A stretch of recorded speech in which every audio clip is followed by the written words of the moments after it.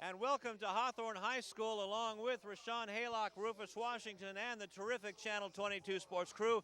I'm Lou Stowers. Boy, do we have a terrific Ocean League matchup tonight with the Hawthorne Cougars welcoming in the Century City Centaurs, both tied for second place at 1-1. And what a big game it's going to be. We're going to see a big-time quarterback tonight from Culver City. Absolutely. He definitely looks the part, and we're talking about Lucas O'Connor. Having a great year coming into tonight, 6'4", about 115 pounds, and boy, can he sling it. We were just watching him during the pregame warm-ups for a little bit. Pretty deep ball. But tonight he's going to be without. That's the right word, pretty. It looks pretty when he throws. Very pretty when he throws it. But he's going to be without a couple of his main guys tonight, especially his two top receivers. And you talk about Alex Jackson and Julius Wilson. These guys will be out. As a matter of fact, Culver City, 6 starters out on the offensive side of the ball, 1 starter on the defensive side of the ball. We're not mathematicians. We can add that up. 7 starters out tonight for the Culver City Centaurs. So definitely going to be an uphill climb for them, but you got a quarterback like number 3, Lucas O'Connor. Things may go okay for them. He still has a sophomore in Kevin Porsche, that can really catch the ball and run with it. He can catch the ball. He can run with it. He comes in, plays a little quarterback as well out of the Wildcat for this Culver City team. So when he does that, he's not only a threat to run, but a threat to pass as well. Highly accurate out of that Wildcat formation for Culver City. And besides the specialty teammates that are not going to be playing for Culver City, 2 of their big linemen are not going to play. And that's a big treat on this Halloween weekend, Rufus Washington, for Joe Kanak and the Cougars to see if they can run up the score early. Indeed, it is a treat, Lou. Coach Kanak, all of a sudden, when he walked out here, as he said, feeling a little down in the dumps, facing a very good Culver City team. However, as Rashawn said, when he found out 3 of their key guys wasn't playing, his fortunes went up a whole lot, and now they're expecting to turn this Halloween weekend into a very special occasion. 2 guys to look out for him that he's excited about, as always. You fans know him. One is Ricky Calderon. Says Ricky's getting better every week with his reads, his passing percentage, etc. Isaiah Brame, the transfer, first year here. Of course, he says every weekend he gives you a treat, then a little something extra. So they're looking to start out fast and get on top of this team as quickly as they can, because they believe that this is the night that they can pull it off and really, really position themselves for a playoff run. And the Cougars looking for something sweet and to give the Centaurs a trick. We'll be back with the kickoff right after this on Channel 22.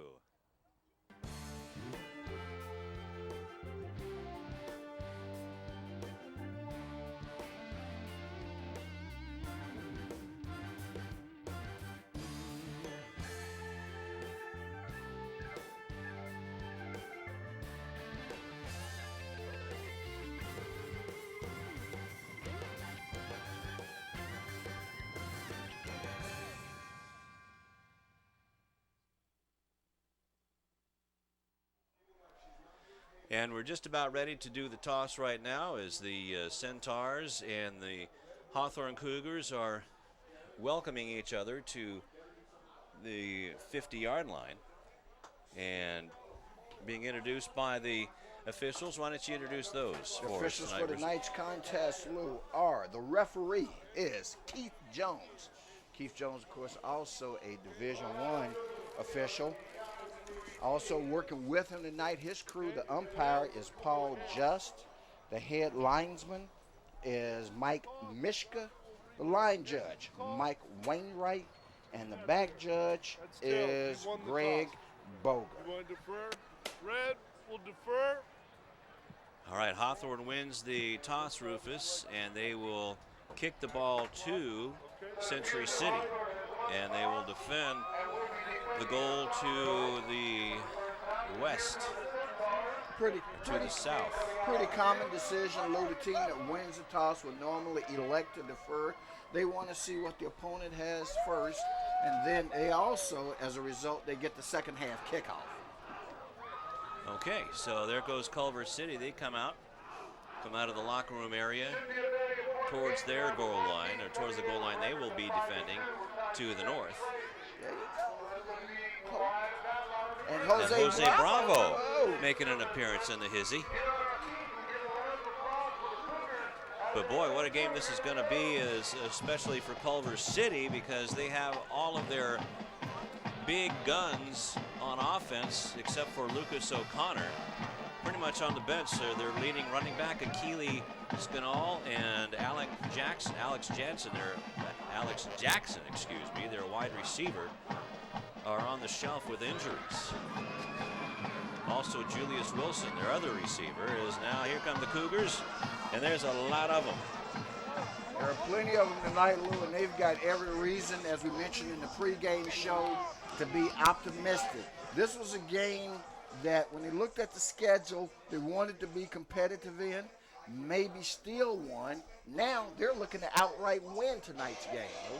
Absolutely, and they should be able to be competitive, try to keep up with this team, but you know what?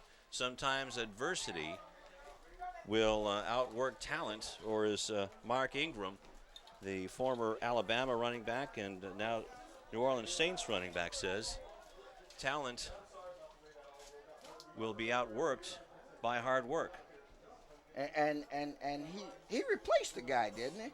A guy named Bush. That was pretty talented in his own right. That's right. So he is one of my favorite running backs, a hard-working young man. This should really, really be a good game tonight, Lou. I believe truly one of the best we've seen. You know, unfortunately, and we say this because we, as fans and as former competitors, certainly you want to see your opponent at full strength, but that's not the case tonight in terms of Culver City. But one thing about it, they're pretty deep. So yeah, I wouldn't shed too many tears for them. Even though they're missing some key guys, you can certainly expect to see a great effort from them. They come in averaging nearly 40 points a game. They've outscored this Hawthorne team by over 100 points on the season. Wow. Just to give you a comparison, they blew out Lusinger 52-0. Man, that's something, and there was a close game between the Olympians and the Cougars right here at the field. And now just a pooch kick, and that's picked up at the 30-yard line. And Kaluni Manawatu with the tackle, so it'll be 1st and 10 for the Centaurs at the 35-yard line. Of course, topping the Bay League, coming into tonight's action is the Santa Monica Vikings. They're on top 2-0 in league play. We're only in the 3rd week of league play, 7th week of overall action. They're 6-1 overall. Hawthorne and Culver City, as we mentioned, both tied at 1-1, 5-2. Pulling up the rear is Inglewood, Beverly Hills, and Morningside. Number 22, Anthony Luckett, will be the running back in the spread formation with Lucas O'Connor. 4 receivers in the formation, and right away there's O'Connor's first pass of the game, and it's behind his receiver. Good defense, though, anyway, as that pass was intended for number 9, Jimmy Haywood. Well, I tell you what, with the passing game that Lucas O'Connor brings to, their assistant coach was telling us about all the Division I players they've got. A couple of Hawthorne Cougars in the defensive backfield have a chance to play their way into a Division I scholarship if they can play some pretty good defensive coverage on this wide receiving core. And Isaiah Brame is licking his chops as the ball is handed off to Luckett, and he gets back to the line of scrimmage. A good play, again, by Manawatu to stuff the running game. Luckett, no gain.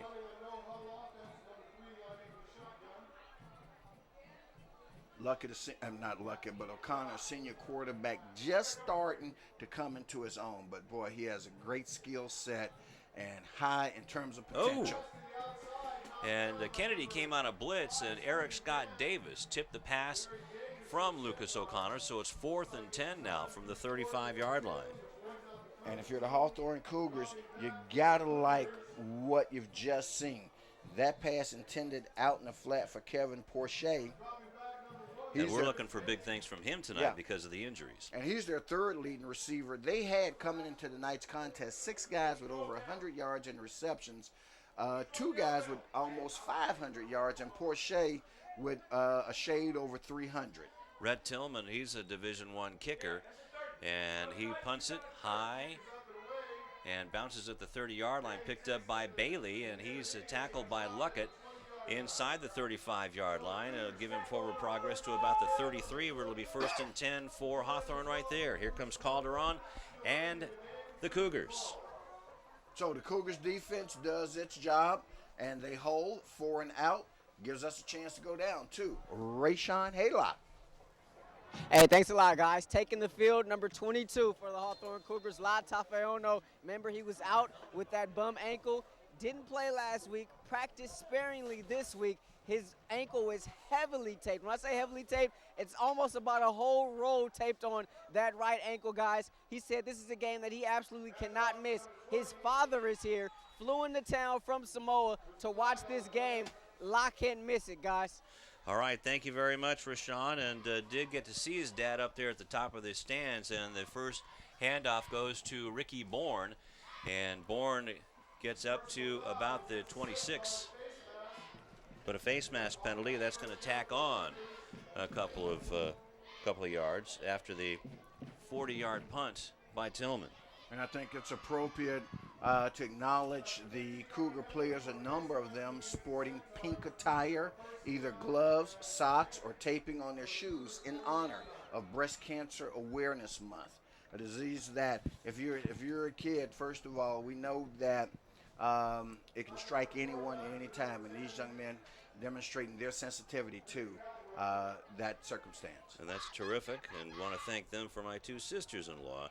As handoff again on 1st and 10 to the 45-yard line is Ricky Bourne again. And don't want to say he's born again, but I was going to say, I mean Ricky Bourne again. There he is with a 4-yard gain. So it'll be 2nd down at about 6. The field here at Halcap Field looking real good tonight. After a week off, field's got to be feeling pretty good, but now so is the defense as Calderon gives it up, but it's an incomplete pass, says the line judge. Wow. But boy, there was a couple of Centaurs in there on top of Calderon. Number 6, that was Darius Morrow doing the most damage. And I thought that was going to be close to an intentional grounding, Lou. Officials hold the flag, though, don't make the call. So Hawthorne now with a 3rd down and 6. So Calderon out of the pistol. Sorry about that. No problem. No, they just need to get across the 50. They're at the 45. Got to get inside the 50. And it may have been a busted play, but Calderon is sacked back about the 34-yard line. And, boy, take your pick there. Lots of Centaurs there. And that was Anthony Tucker, one of the big defensive linemen, along with 56, Dion Young. You see on the replay here, big man gets a hand on him, brings him down. He's not going anywhere. That looked like 52 with the tackle there. That was Delwan Beard. So Perez back in punt formation. And actually, that's not Perez. That's for sure a fake punt. And that's Isaiah Brame trying to get over the 49-yard line. Did a little hurdle out of bounds. That was a trick play with Isaiah Brame in punt formation. Exactly. And, boy, they caught them unawares. And the indication from the referee, Keith Jones, is that that's a 1st down. Wow. Woo, you talk about a gutsy play, as you see here on the replay. That's Brame going around the left side, utilizing his speed, because that was speed all the way, Lou. So a 16-yard gain and a 1st down for Isaiah Brame. And I didn't think that was Perez's physique there. Right. Not that Alex is a bad-looking guy, but, I mean, Isaiah Brame is like a thoroughbred out there. And the running play, or a pass out on the flat, a little bubble screen, maybe gets a couple of yards, Rufus, and that was to Bailey. And that was a couple. If they're giving him 3, they're awfully generous. Looks like he got about 2 on the play. I'm going to call it a 2nd and 8. Okay. Centaurs also having some pink towels in between their belts there. So a nose tackle, number 50, Mark Orden, will try to plug up the middle out of the pistol offense. Calderon wearing number 10 tonight. And a blitz again, and this passes away out of the hands of Stephen Gant, and number 6 coming in around the end, Darian Morrow out of the linebacker position. That's a couple of times you've called Morrow's name tonight. Applying good pressure on the defense. Once again, Hawthorne came into it. Coach Kanak said their early objective was to get on top of these guys and make them play uphill and have his team play downhill from a scoring perspective, because I can tell you this Hawthorne team doesn't want to get behind.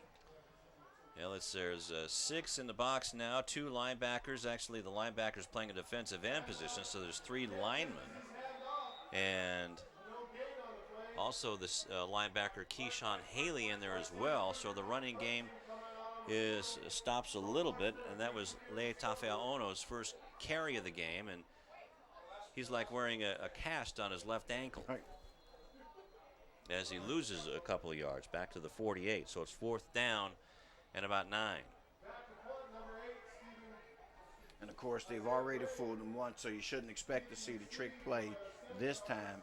I think I'd expect to see the straight punt away. Well, there's Isaiah again.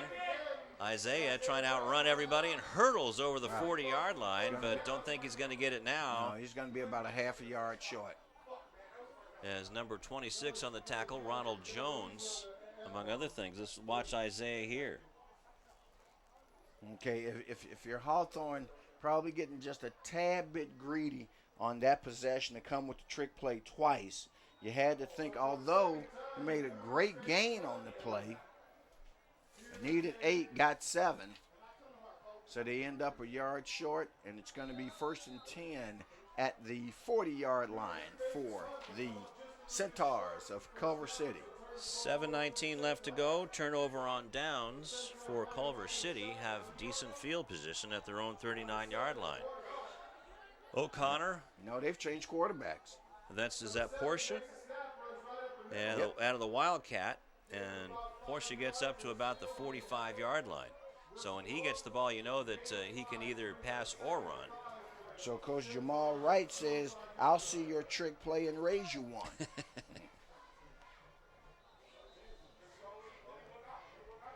And a quick no-huddle offense, it appears, up to the 46-yard line, so a 6-yard gain. Porsche completes it on the wide receiver screen to Mariel Pichel, and that's good enough for a first down inside of Hawthorne territory.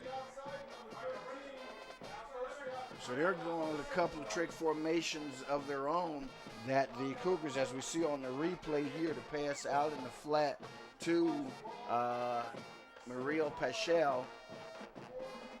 Makes the reception. Well, I'm not sure this is a formation I've seen where they've got, if you look here, you got 5 receivers in the set. That's 2 right. on the near side, 3 on the far side. And there goes Pichel up to the 40-yard line, but Chance Kennedy pulls him back, and then finishing him off is Kaluni Manuatu at the 39-yard line. And there's a no huddle. They're back up at the line of scrimmage, ready to go. So a 4-yard gain. 41-yard line, I should say. So a 3-yard gain for Porsche. And there's the wide receiver bubble screen again, and nicely read by Isaiah Brame for a loss on the play.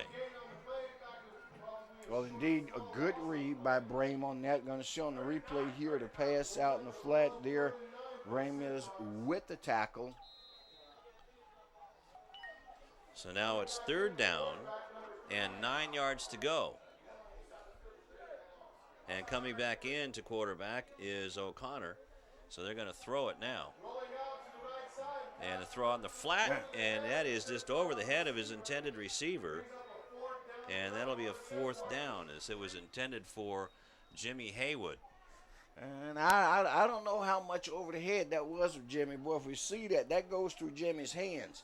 Jimmy had his hands on it. I'm sure his partner, a little bit high, He might have seen Stephen Gant coming in his rearview mirror. And they're going to go for it on 4th and 9. Nice chance here for the Hawthorne Cougar defense to show their mettle. O'Connor looking, now Lots goes of over time. the middle, and it is Dropped. caught. No, is it dropped? Dropped. And turned over on downs. Good defense by the Hawthorne Cougars, and Medina Salam in there. Would have been short of the first down anyway by about a half a yard. But there you see the excellent replay coverage by Hawthorne Lawndale's Community Cable Channel 22. So it's turned over on downs to the Cougars. Excellent field position at their own 43-yard line. And with 5:30 I should say, left to go in the first quarter. So right now, the spread offense and Calderon dropping back as a man open. Gant over the middle at the 25-yard line. Nothing but green between him and the end zone. Touchdown Hawthorne. Mark it from the 43-yard line. That's 7. That's a 57-yard touchdown pass, Lou. How about that? 1st and 10 touchdown for Hawthorne. And Stephen Gant wide open. And he beat his man, Sidney Dorsey. That's the play they were looking for. That's what they got. It took them one possession to figure it out. Their second possession, they hit pay dirt. And now, no impersonator out there, no trick or treat here. Alex Perez on to make the extra point try. And it is no good. Wide to the left. So 5:22 left to go in the first quarter. 6-0 in favor of the Cougars. And Rufus, that took all of 8 seconds. Sure did. Great play, great looking play by the Cougars. The only thing didn't work on that was the extra point attempt. But nonetheless, with 5:22 in the first, left in the first, that is, they lead. They jump on top first by a score of 6-0.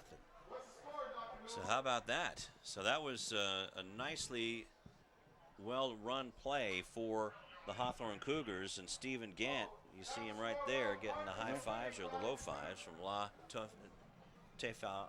I'm going to get this right. Tofea Ono.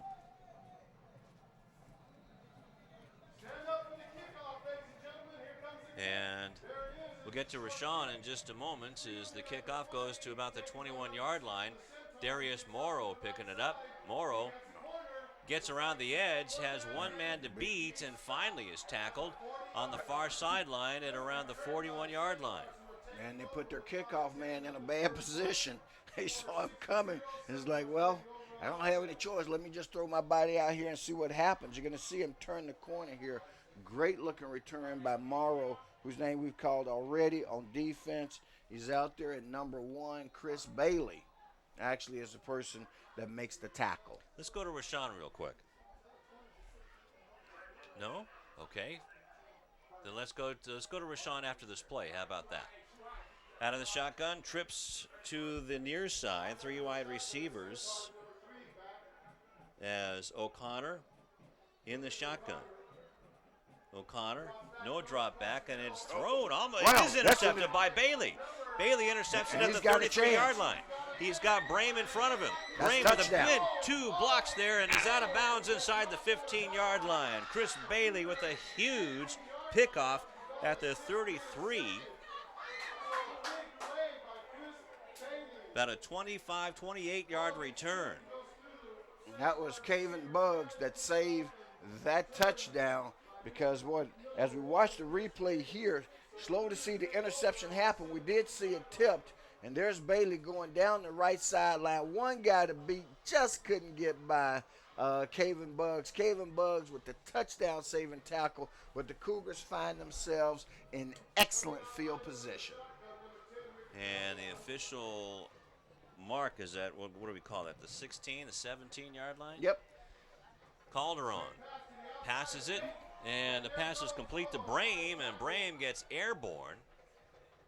It looks like he may have he'll be close to a first down with that reception. They It's about don't the signal it, but he's at the 9-yard line.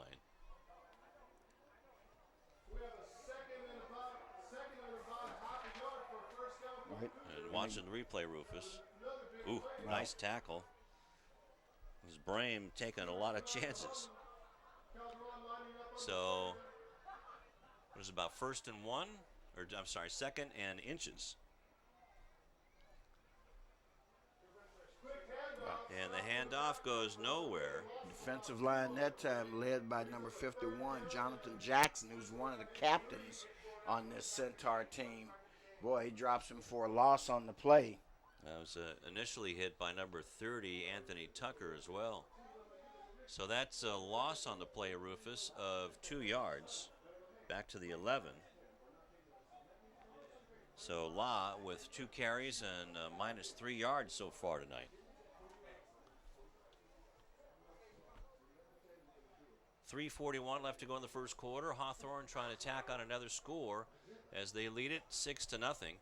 Calderon. And gets wrapped up and loses again. So good red zone defense being shown by Morrow and the Centaurs. Absolutely, boy. After giving up the big play, this Centaur defense has stiffened on what looked to be a certain scoring opportunity for the Cougars. And right now, boy, you had the big play. We'd have to look at this and make a note of this. If this doesn't turn out to be a scoring drive for them as a missed opportunity, Lou. So back to the 14, a loss of 3 on the play. Wow. And a pass over the middle. Is it complete? No. No. So it's 4th down. The coaching staff on the field wants an interference call. Right, they wanted a flag on the play. They got none. So the Cougars, after getting the ball at the 16-yard line, fail on the interception by Chance Bailey, if I'm not mistaken, right? Isaiah Brame. No, you're right. It was Bailey. It was Bailey. I'm sorry. Chris Bailey. Well, I still had it on my head, right? And Chance Bailey. Chris Bailey. That's right. They failed to capitalize. That was a big opportunity, Luke. That was a huge, huge missed opportunity. So we'll keep an eye on that play, see how big that one is for both sides.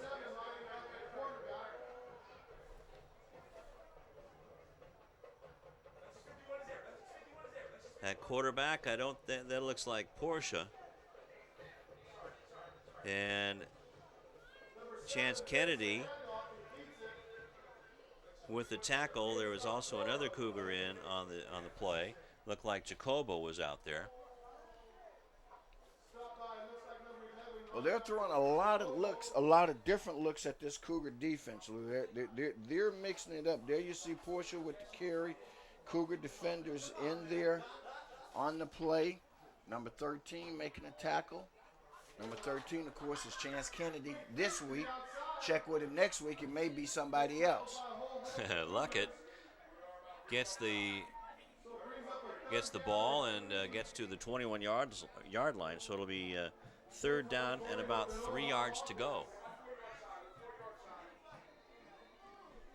I'm just curious, if you're a parent, your kid, how do you know which week is your kid, which kid is your kid, if the number keeps changing every week? I know it.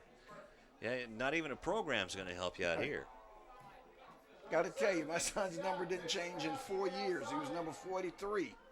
Luckett gets the, I guess you could call it a lateral because it was behind the receiver. Pitched it back behind him, Portia did, but that's good enough for a 1st down for Culver City to the 29-yard line. See, on the Is that a lateral? That's what it appeared to have been. Anyway, it was successful. The only way we'll ever know is that if it had been dropped. Right. So an 8-yard completion and a 1st down. So 3 down linemen for the Cougars. O'Connor back in the game. Lofts it long downfield towards the right side, and the closest player to that one was on the Cougars, and that was number 16, Xavier Clark. But boy, O'Connor sure did look pretty airing that out, didn't he? Yes, it did. Ball was intended for Jimmy Haywood. Haywood asking for some help from the official, none to be had because that was way overthrown. Yeah. To start with. Good defense there by the Cougars.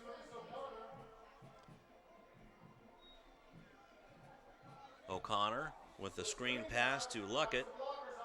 And Luckett gets the 1st down and then some all the way towards midfield at about the 47-yard line. So 1st and 10 after the 18-yard screen pass from O'Connor to Luckett. Luckett ran over a couple of folks on this play, as you'll see on the replay there. He makes the short reception. Really, this is one of those plays where you talk about run after yards after the catch, his yak factor. This pitch and catch is inside the Hawthorne territory, completed to Michael Horchin, and that'll be to the 48-yard line of Hawthorne. So not a big gain, but still a completion. And about a 5-yard gain, we'll call that. Handoff goes to number 32, Kavan Buggs. Buggs, look out. He is water bugging his way to the far sideline, and now he's inside the 20-yard line, right at the 20-yard line. So a big second down run. Big play by Buggs, and Buggs was the one that kept Chris Bailey from scoring the touchdown. He was the last man between Bailey and the goal, and what a big touchdown saving tackle that was. He returns the favor here on offense, and once again they give the ball to Buggs going around the right side, and he's starting to swell the goal line now. Well, they are rolling on making the tackle. Xavier Clark along with some of his other Cougar teammates, and that ball goes all the way down to the 6-yard line. So that'll be first and goal after the 14-yard gain by Buggs. And coming into tonight's contest, Buggs only had 13 carries Buggs for gets 37 through. yards. Sorry about that, Rufus. No. Burst through, and that is into the end zone for a touchdown for Culver City.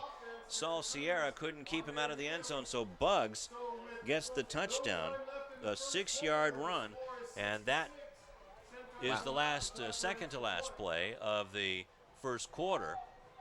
And let's watch Tillman try to tack on the extra point.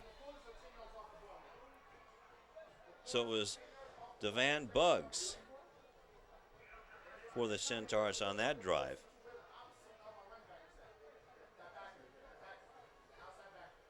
Kick is true and through.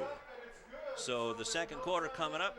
It's all, it's not even anymore. It is now 7-6 in favor of Culver City. And boy, what a nice drive. That was an 86-yard drive put together by the Centaurs.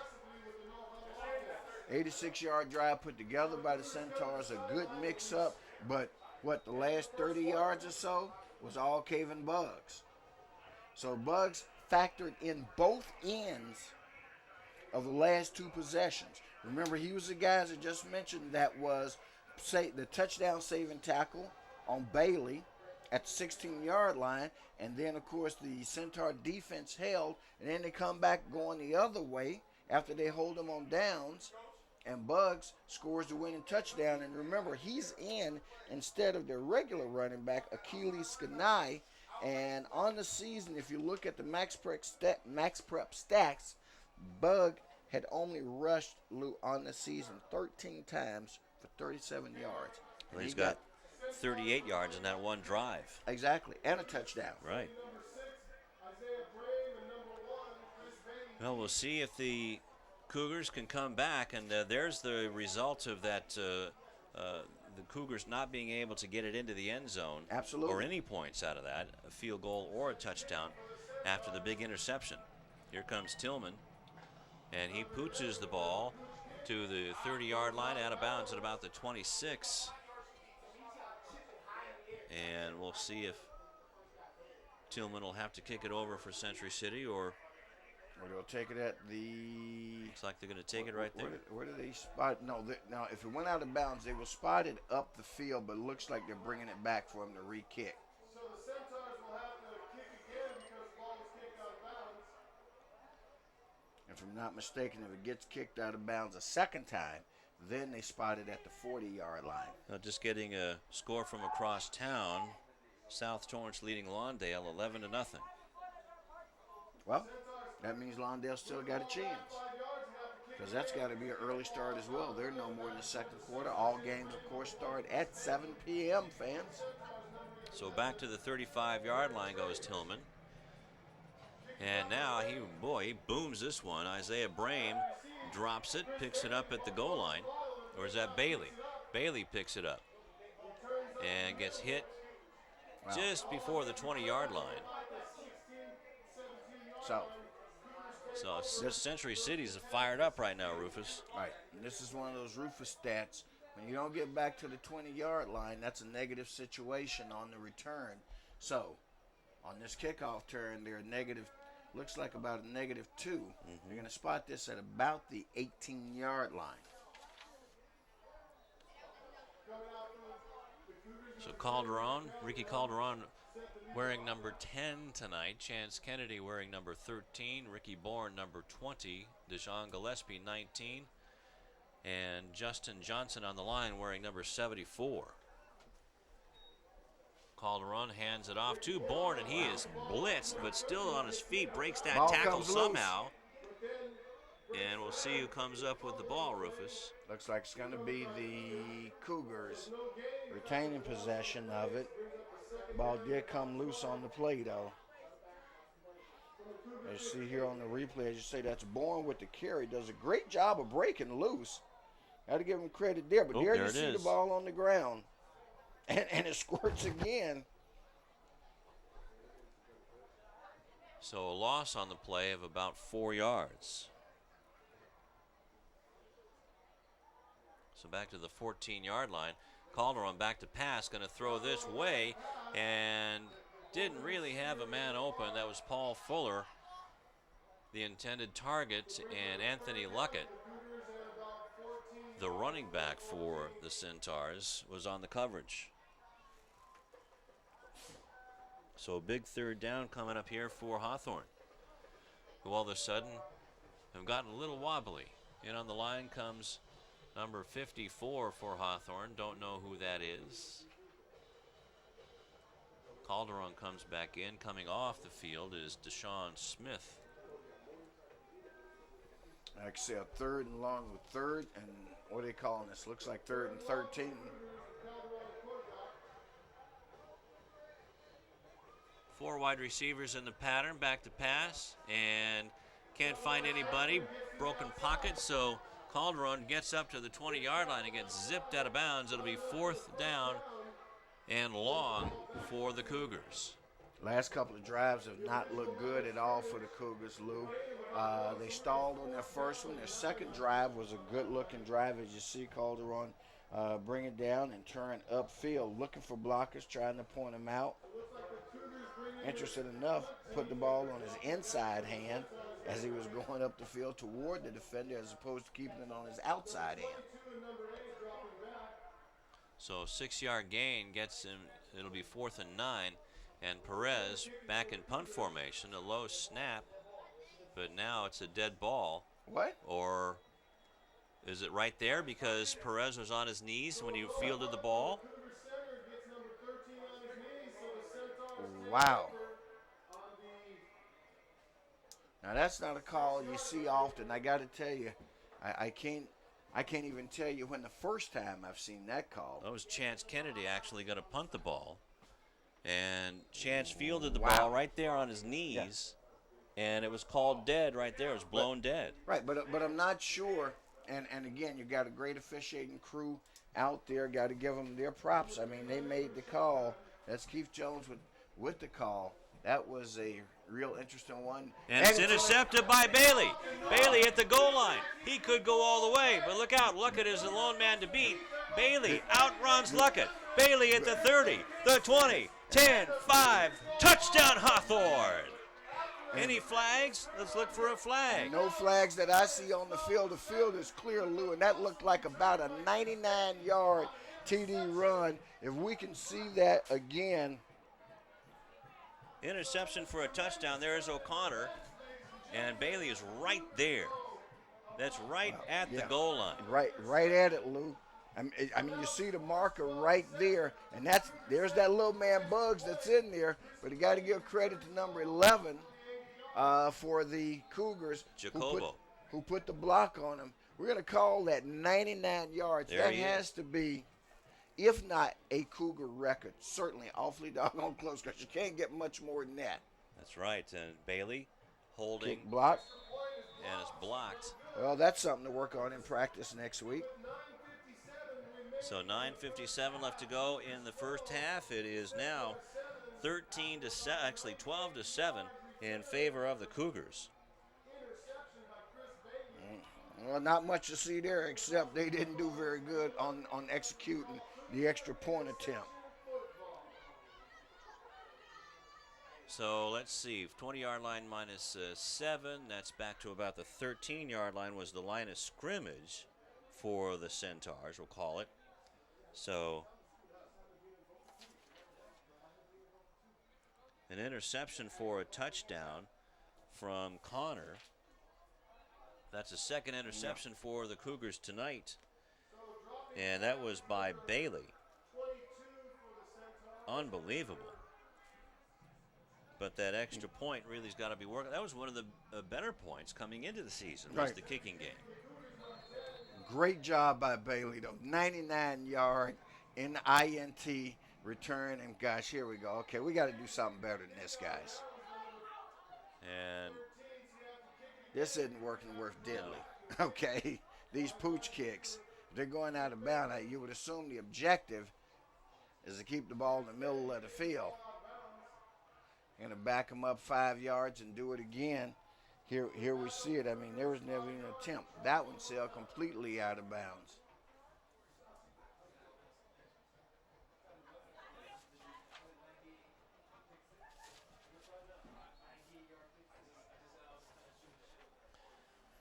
so Chance Kennedy doing the kicking here. And if you had the onside kick, I should say, in play, well, guess what? Now Culver City has that all figured out. Now the officials talking about things, trying to get things worked out, and now. Well, now they're going to say it's going to.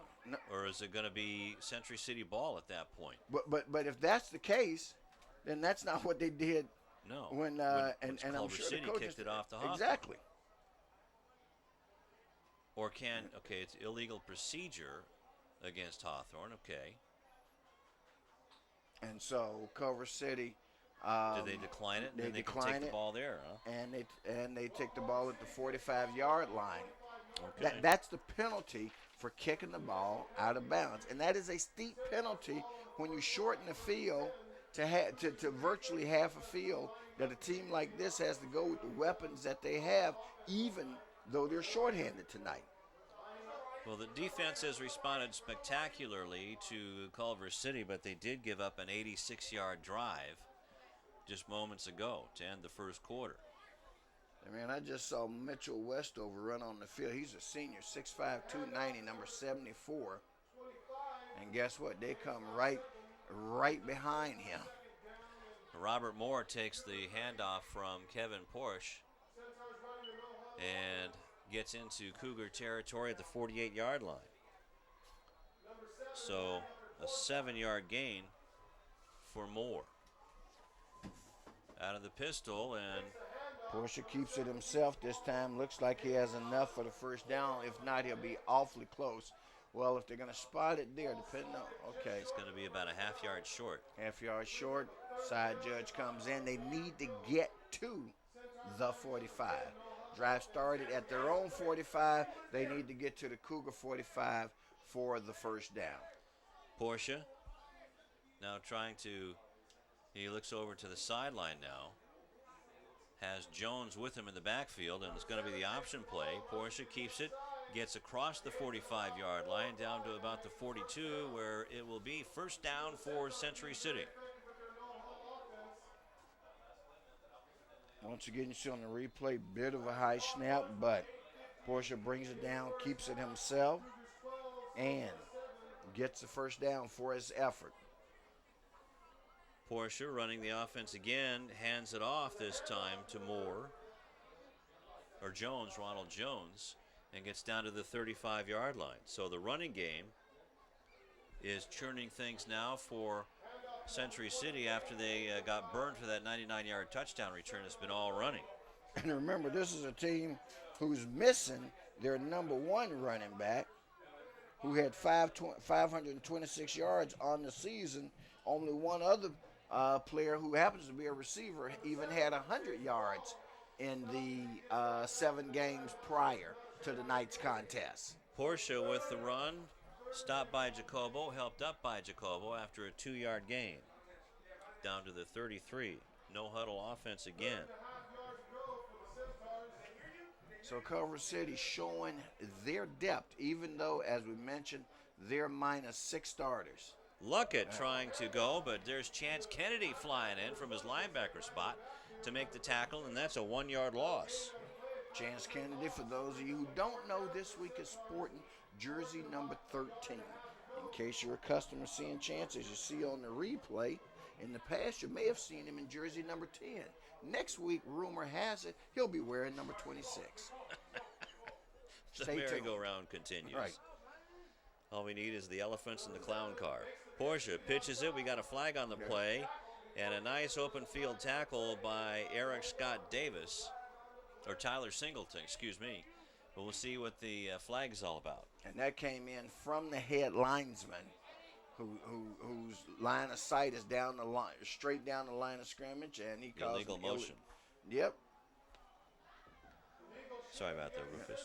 No problem. And it was actually on the shift. They had 2 men in motion at the same time. So that was a 4th down play. So they decline it, Hawthorne does, and they'll take over the ball at their own 34-yard line. Hey, tip of the hat to the Hawthorne Cougar defense on that one, because they had gotten pushed around a little bit. You got to give them some credit there. Boy, Coach Kadenak. Now, here's another one of those possessions. You're leading 12-7. Man. Now's a chance for Hawthorne to grind out some time. And Calderon, oops, there goes the ball. Still on the ground, and who's going to pick it up? Yep. Culver City picks it up, and they have the ball. Number 14, Keyshawn Haley, comes up with the recovery. Let's see the replay on that. Cougars cannot stand prosperity. There's Calderon with the handoff, boy. That was to Stephen Gant. Gant never quite had the handle on it. And again, you know, you talk about, that's one of those NFL films type of plays where that thing was just bouncing around. He never could get his hands on it, and guess what they do? It was right up in the sternum area, and so not in the belly, so that went off of his pad. And the snap goes to Bugs. Porsche's still a quarterback and down inside the 20-yard line to about the 18, Rufus. With 6:48 left to go, clock running. So at about the 7-11 mark, there was a turnover by Hawthorne, fumble, when they had held. Wow. And the running back, that was Porsche running it down.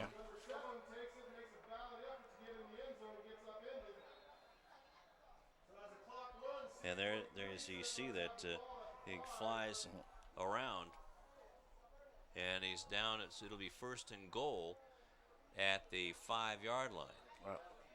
Well, Cougars catch a break here because somebody on the O-line, I think it was the guard, moved on the play. Looked like the left guard was the guy who did.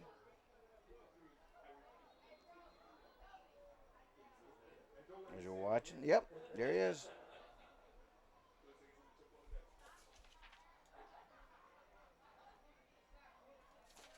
So that gives the Cougar defense a little breathing room. Big penalty there. That puts them at the 10. Let's see, what do we got? But wow, he's flying around, and a helmet goes all over the place, and Porsche ends up in the end zone. Touchdown, Culver City.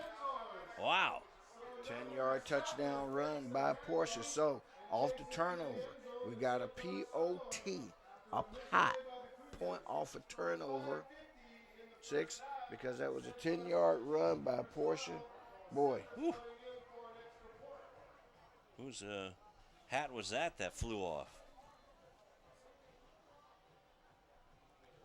So a 10-yard run for Kevin Porsche. And here comes Tillman's PAT try out of Porsche's hold. Nice and right down the middle. Cougars try to get there, but they don't. And you're right, Lou, right down the middle is an extra point attempt. So that's good. So now we've got ourselves a 14-12 ball game. Very good game, though, ladies and gentlemen. Set to kick off, the Centaurs dropping back for the Cougars. Number 1, Chris Bailey. Number 6, Isaiah Brave. So the difference, the 2 missed extra points by Hawthorne. And should they get another touchdown, I would imagine they're going to try to go for a 2-point conversion. But they have to get that touchdown first. They got to get the touchdown first. 5:50 left here in the first half, fans. Cougars 12. The guests, known as the Centaurs of Culver City, lead 14-12. But it's been a great game. A lot of big plays.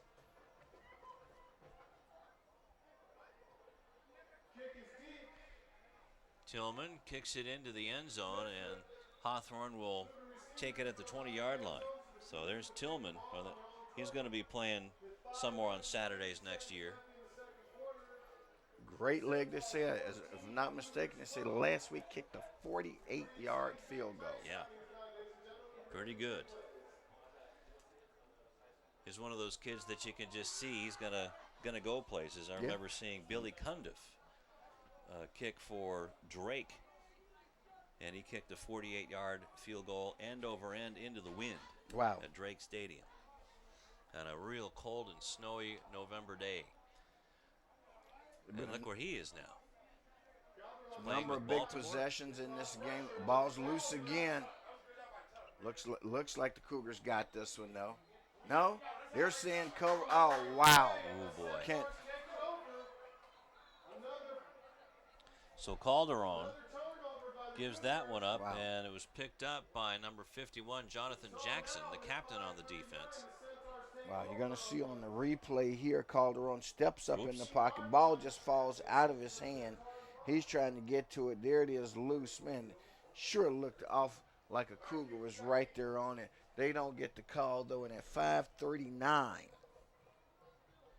of the second, you got another Hawthorne turnover. Deep inside of Cougar territory at the 17-yard line.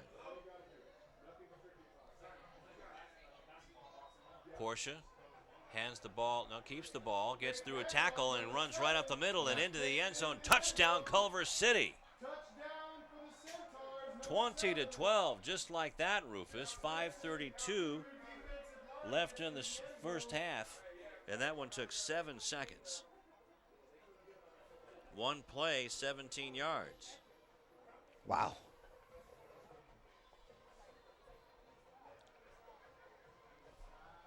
And things aren't looking too good for the Cougar fans right now.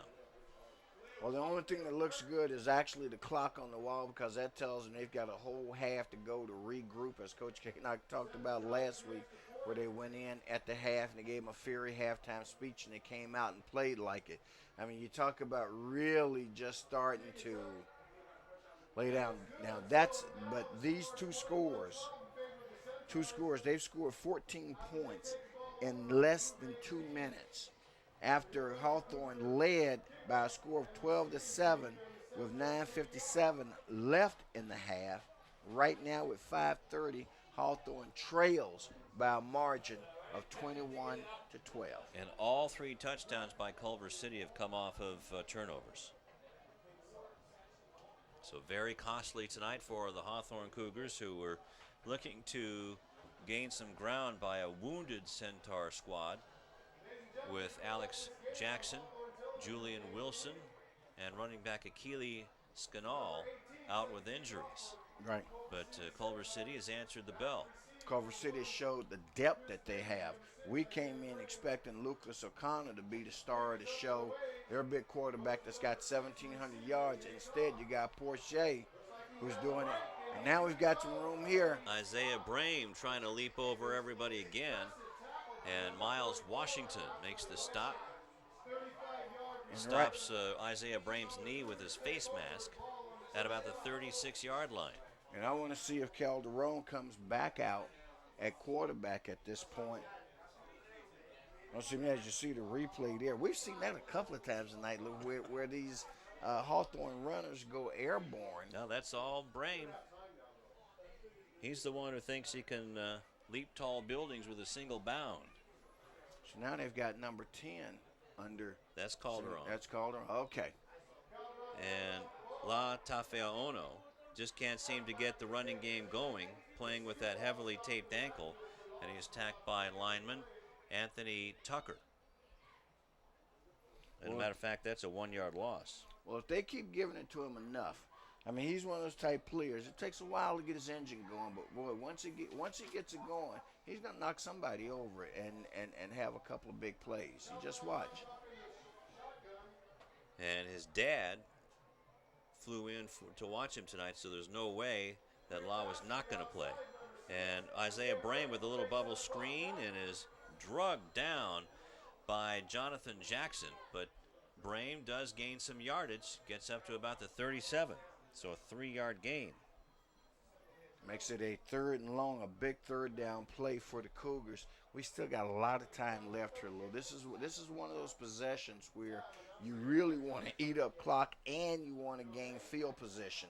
They're 10 yards short, 13 yards short of the midfield strike. So they don't have, if they're punting from here and you drop back, they're going to give the Centaurs excellent field position. So right now, you're looking to pick up the 1st down and to keep chewing up some clock. 3rd and a long 7 with 4:10 left to go in the half. A bubble screen along the far side. It's complete, and it looks like good enough for a 1st down, Rufus. On the far sideline is Chris Bailey with the run, and they got a nice block over there as well. And that's exactly what you wanted. That's what we just called for. You needed to pick up the 1st down here. This little flare pass out in the flat. Is that that's Bailey? Yeah, well, it's definitely Bailey, and Bailey does enough to pick up the 1st down. So that's some positive momentum. Let's see if you can keep it going. Wouldn't surprise me if right now they take a quick pop downfield. So at the 46-yard line, a 9-yard completion and a 1st down. Calderon to Bailey, who splits out wide to the right. Wide to the near side is Fuller, and Brame is on the left slot. Calderon hands the ball off to Tofeaono, and he maybe gets back to the line of scrimmage, as that running defense for the Centaurs is led by Grant Coffey that time, as well as Anthony Tucker.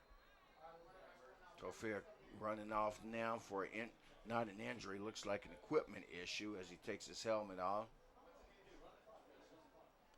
So no gain. There's Law with the pink do-rag, also wearing the pink gloves. Spread offense under center is Calderon, and handoff goes to Chance Kennedy, and Kennedy, no gain there. So one of the strengths of this Cougar game coming into the season was their big line, their big quick line, but right now Culver City just punching them right in the nose right now. Right in those 3rd and long. Marcus shows 2nd. By our count is 3rd. Let's see what the board has. Well, at least they're chewing up some clock, Lou. It's only, okay, now it indicates that it's 3rd. A little over 2 minutes left here in the half. So out of the spread, under center is Calderon. Step drop and throws it down the middle. Has a man open. It's Gant. Does he come up with it? Yes, in he between does. 2 defenders, it is a catch and a 1st down. Good looking throw by Calderon. Great reception by Gant. As we see on the replay here, Calderon drops back. Beautiful pass. End over end. Wow, you got to give Gant a lot of credit on that. I mean, he went up. You talk about climbing the ladder. He went up and got that one, pulled it down. Stephen Gant.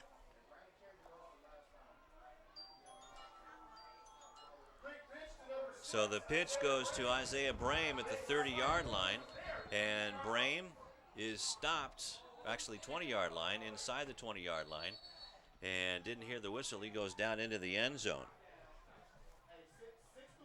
So it'll be 2nd down and, about an 8-yard gain almost to the 1st down marker. But let's see where they mark it, but now it's a timeout. A little extracurricular in there. Officials get in there, break it up, elect to keep the flags in their pocket, and that's a good thing. 20-yard line with a minute left So call that a 25-yard pass and catch, Calderon to Gant to get to this point, and then a 9-yard run to Brain. Back to pass, pumps, keeps the ball, gets a nice block and out of bounds, and not quite good enough for a first down, Rufus. So Not quite good enough. The yard marker seems to indicate that this will be a third down. Let's see where they market it. They're still leaving it as a third and long, Lou. They've got to get down to about the 11. Looking from where they've got it spotted here, they're at about the 17. So that's about 5 yards. It's about a third and 5. So 2-yard gain for Calderon.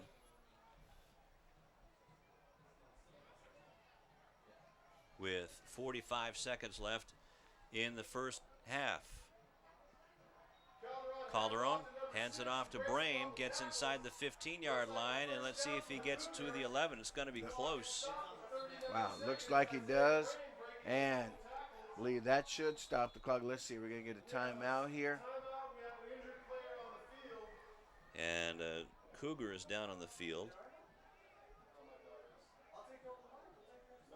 Looks like number 63 is down on the field. Travion Mayfo. Travion, a old lineman, senior, 6 foot, 245 pounds. 21-12, and they did give the first down to the Cougars, Rufus. So it'll be 1st and 10 at the 11-yard line. Cougars again with another great scoring opportunity. Remember, they had one down on the other end earlier in this quarter that they failed to capitalize on when they got the ball actually that was in the first quarter when they got the ball at the 16-yard line on the INT by Bailey, but couldn't convert on that. Now there's your game right there. That's Isaiah Brame, and don't see where the injury came from.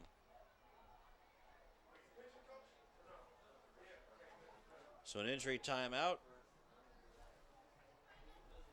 with 39 seconds left to go in the first half. And we're trying to see where,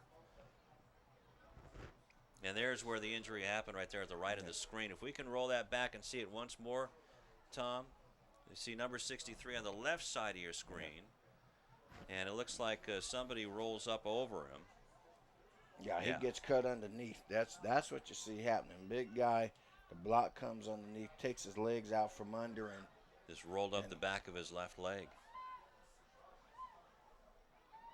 So Travion, a senior, 6 foot, 245 pounder. One of the rocks of this line. And it takes a lot to move a rock. Looks like Coach has said, okay, son, come on, wake up now. All right. We got a game to play. Yeah. Looks like he's going to be okay. Obviously a little soreness in that ankle. Being helped by Michael Davis and big Deshaun Smith. Got to have the two biggest bookends to carry you off there. Let's hope he's okay. Those old linemen, they look out for each other, though. Love those guys. Trying to put a little bit of pressure on it. They said, nope, let's go over to the sideline here. So it's 1st and 10 for the Hawthorne Cougars at the Century City 11-yard line. As they're still trying to get Mayfell off the field, and now he is. Coming back into the game, Tyler Singleton with the play to Ricky Calderon. 2 receivers on either side of him. 1 man in the backfield, and that's La Tafeono. Calderon passing over on the left side, and it is incomplete. And the pass was to Fuller. So 35.5 seconds left to go. Of course, incompletion stopped the clock, so that means they'll have a chance to rehuddle and regroup. They've got a chance to climb right back into this one, Lou. This is another golden scoring opportunity for the Cougars that they need to take advantage of. Second down and 10 from the 11-yard line of Culver City. Calderon tucks it in, sees a hole, gets down to the 6-yard line, grabbed from behind, hit ahead across the 5-yard line. Where it'll be third down and about 3 yards to go. Timeout, Hawthorne.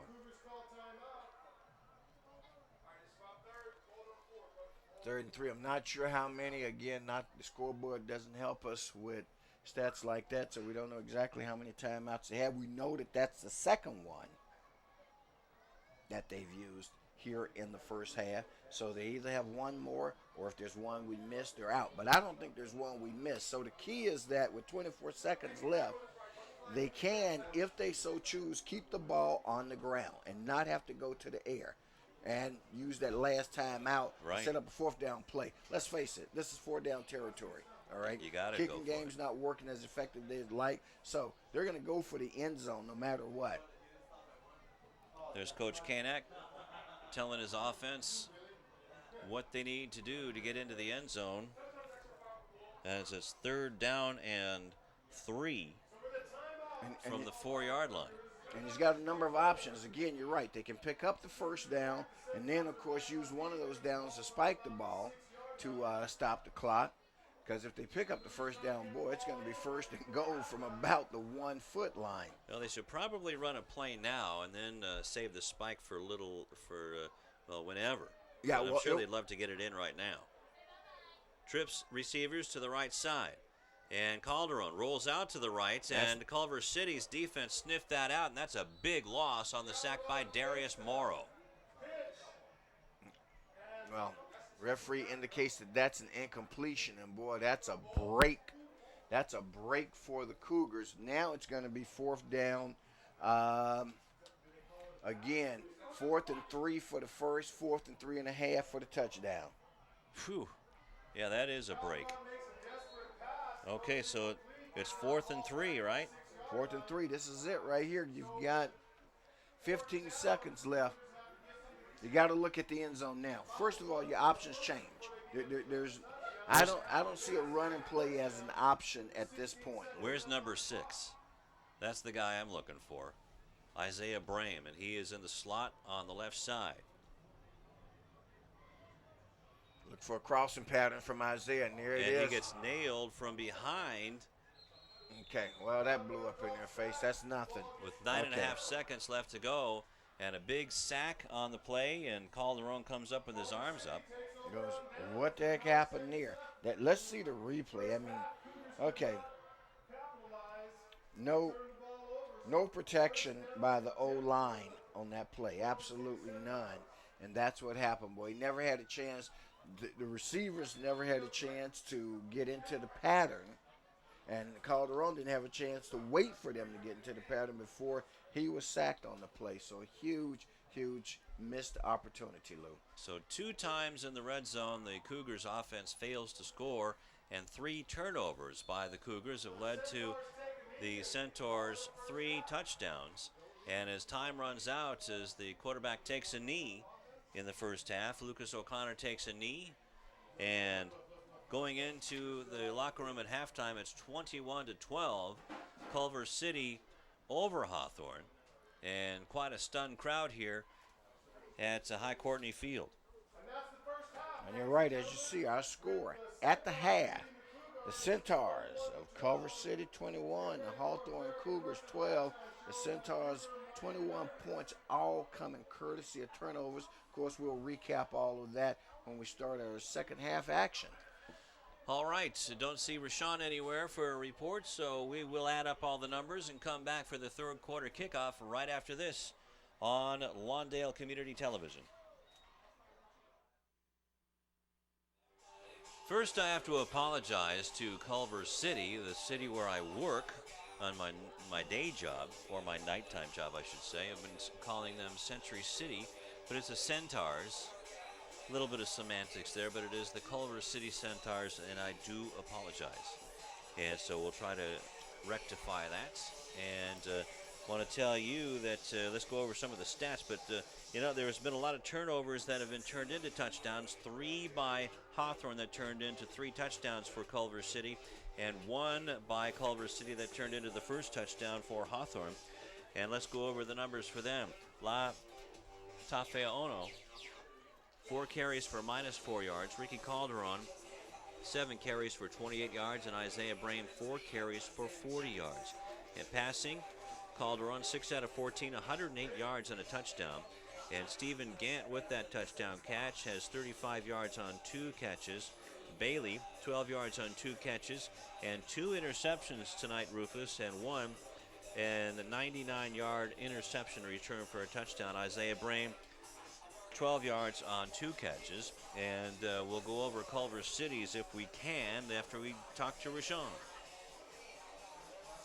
Hey, thanks a lot, guys. I talked to Coach Wright going into the locker room at halftime. He said he kind of expected them to have a slow start as they did in that first half, with 7 starters being out, 6 of those starters being on the offensive side of the ball. The slow start was what he expected.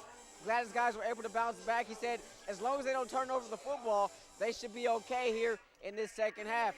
As for the Hawthorne side of things, the pressure, the speed of the defense is getting to Ricky Calderon, and Coach K says he's not used to that speed, he's not used to that pressure. He has to just take it easy, take 1 step up in the pocket, get rid of the football, deliver it quickly. As far as the injuries are concerned, Trey Myfowl, the center who came out of the game late in that first half, he has an ankle injury. He is done. Coach K said he heard a pop, so not good news for Trey Myfowl. Also, he's the only shotgun snapper that these Cougars have. No shotgun stuff will they be able to do here in this second half, guys. All right, thank you very much, Rashawn Haylock. And not good news for the Cougars, as we'll see who will be the center for Hawthorne as the kick goes into the end zone. Well, that's one of the reasons, Lou, that you never lick your chops over injuries to your opponent. That's right. Because you never know when it's going to come your way. And for the Cougars, again, they had nothing to do with the fact that the Culver City Centaurs had 6 players injured. But, you know, what goes around comes around. 11:56 left to go in the third quarter. Calderon under center, looking to the right, and now tucks it in and comes out, takes off, gets to the 30-yard line, squirts through, and fumbles the ball again. That's his 3rd fumble, and it is Culver City ball. Wow is right. Wow. So Calderon was under center, and there you see it on the replay. On the first play, after he ran for a first down, Coughed it up, and it goes the other way. Wow. Now, that can be a backbreaker, Lou. 11:45 left in the third quarter. Culver City has it on the Hawthorne 34-yard line, so great field position again. And Portia hands it off to Bugs. Bugs somehow gets free. Bugs getting to the 10 and into the end zone for a touchdown. Wow. So not even 30 seconds gone into the second half, and a touchdown off of the turnover by Bugs and Culver City, and that makes it 27-12.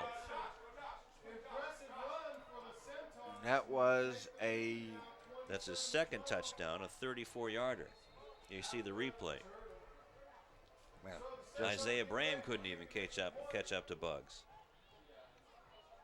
One play, 34 yards, and that took 12 seconds. And again,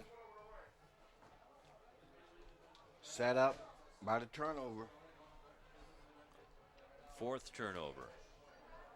Turned into 6 points. Make that 7 points. Makes it 28-12. So Bugs, 34 yards and a touchdown.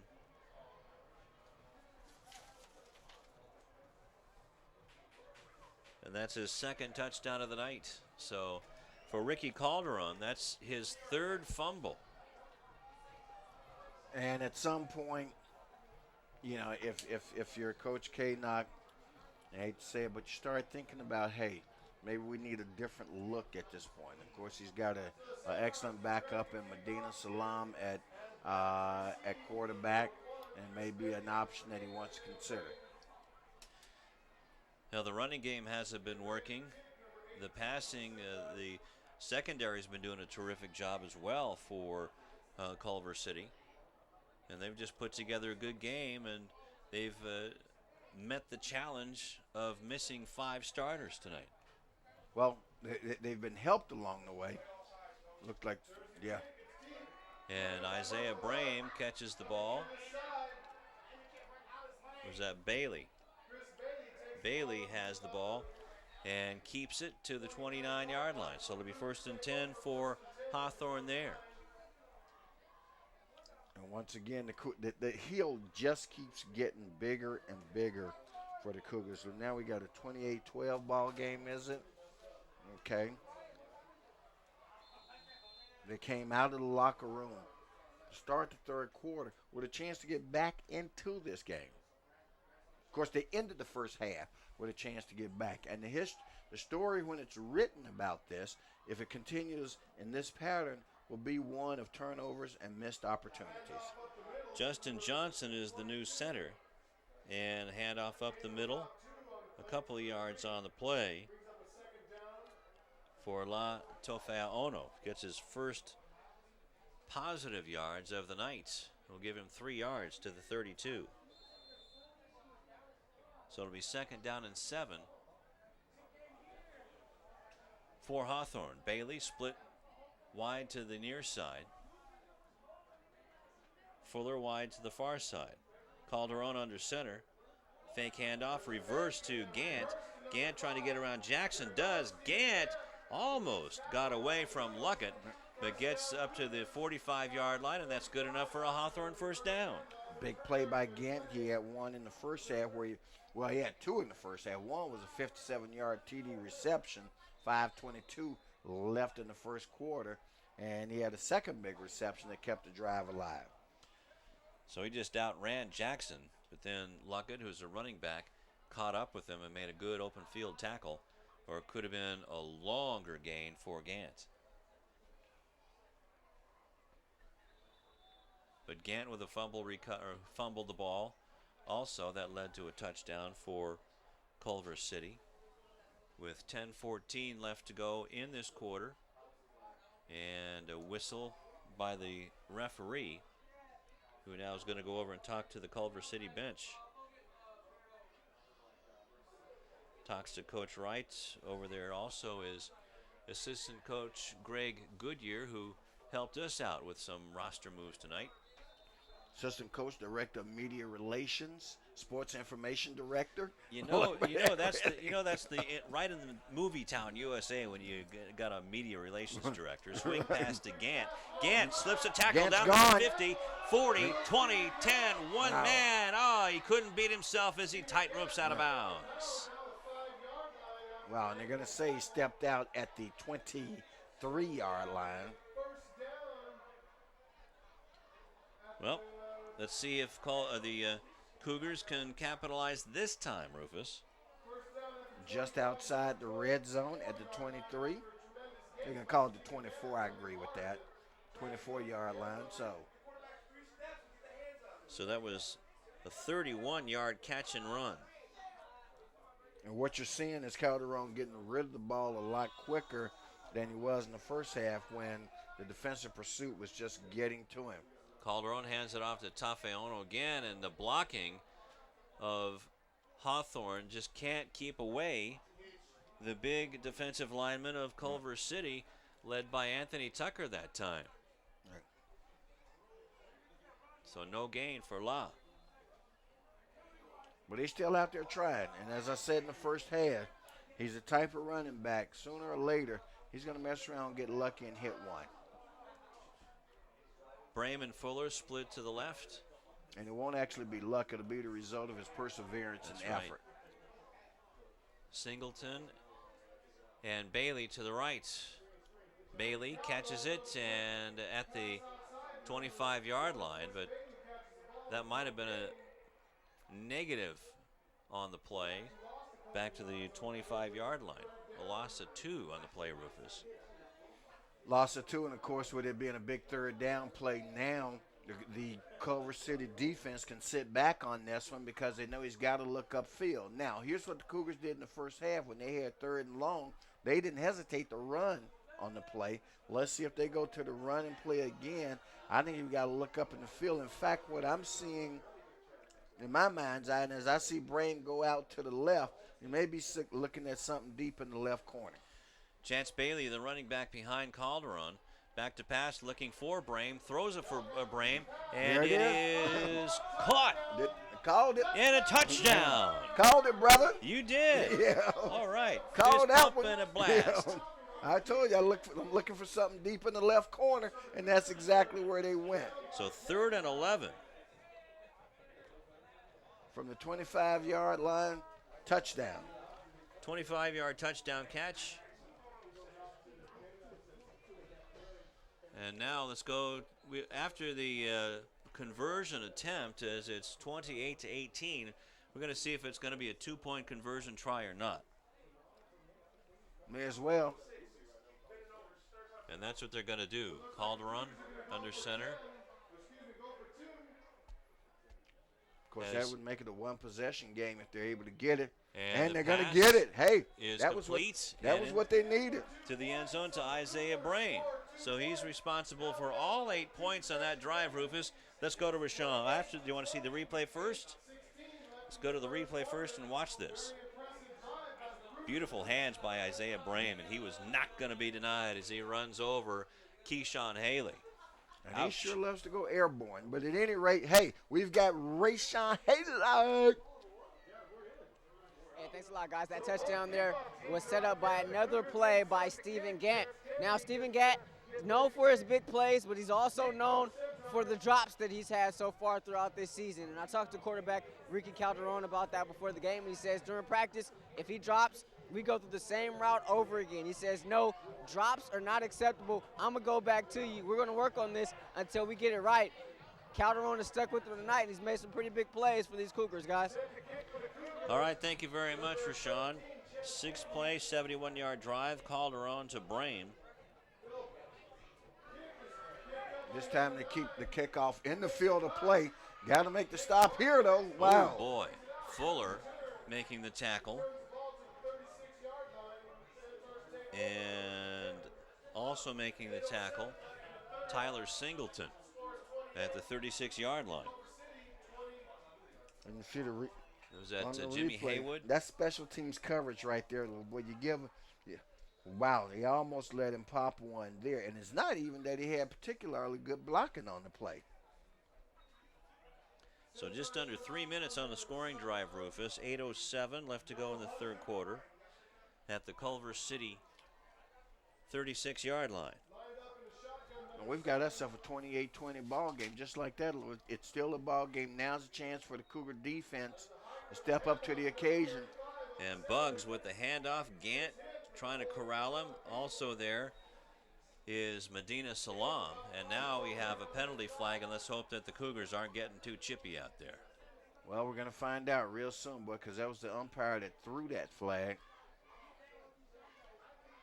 Tells the referee, Keith Miller, what he's got.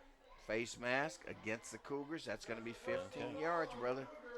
That's what I was afraid of there when Bugs just getting through there. And a 15-yard penalty. That'll be 35 yards in penalties now. Check that. Well, they don't do much to spot it. They call it, but from where the original line of scrimmage was, I'm not sure what the enforcement action was on that. I don't either. Automatic first down, maybe a small 5-yarder. And Porsche with the pass, and in and out of the hands, it was a high pass. And that was intended for Sidney Dorsey, but it'll be 2nd and 10 from the 46. Now, what you're seeing unfold, Lou, is something that we didn't anticipate. Again, Lucas Connor, the starting quarterback, comes into the contest with 1,700 yards on the season. Granted, he's minus 2 of his best receiving weapons, so they change quarterbacks. Since Connor doesn't have his receivers, I mean, it's like baseball where a pitcher, has his own catcher. Right, And exactly. so since Connor's catchers aren't here, they go with a different quarterback. Well, they have 2 pages, 2 full pages of players on their depth chart, Rufus, and Portia keeps the ball on the option play and gets splattered on the play by Stephen Gant. And maybe a yard gain on that, but Gant made him pay for that one. But, yeah, you're right, the depth. And we also talked to Coach Goodyear. As you see, Portia, here comes the tackle right there. But Coach Goodyear was telling us that they want to save O'Connor for Santa Monica. So that tells you the confidence they have. And a nice catch by Morrow, Darius Morrow. And that'll be a 4th down. Even better open field tackle looks like by Xavier Clark for the Cougars. Man, forces a decision by Coach Jamal Wright. Doesn't look like there's any thought about that at all.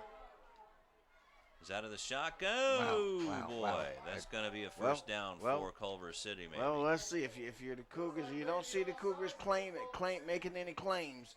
So it looks like this one may go against them, but they're sure hoping it goes the other way because it's going to either be an automatic first or a 4th and long. All right. 4th and long. Now that changes the equation, perhaps. So 4th. It was 4th and 2.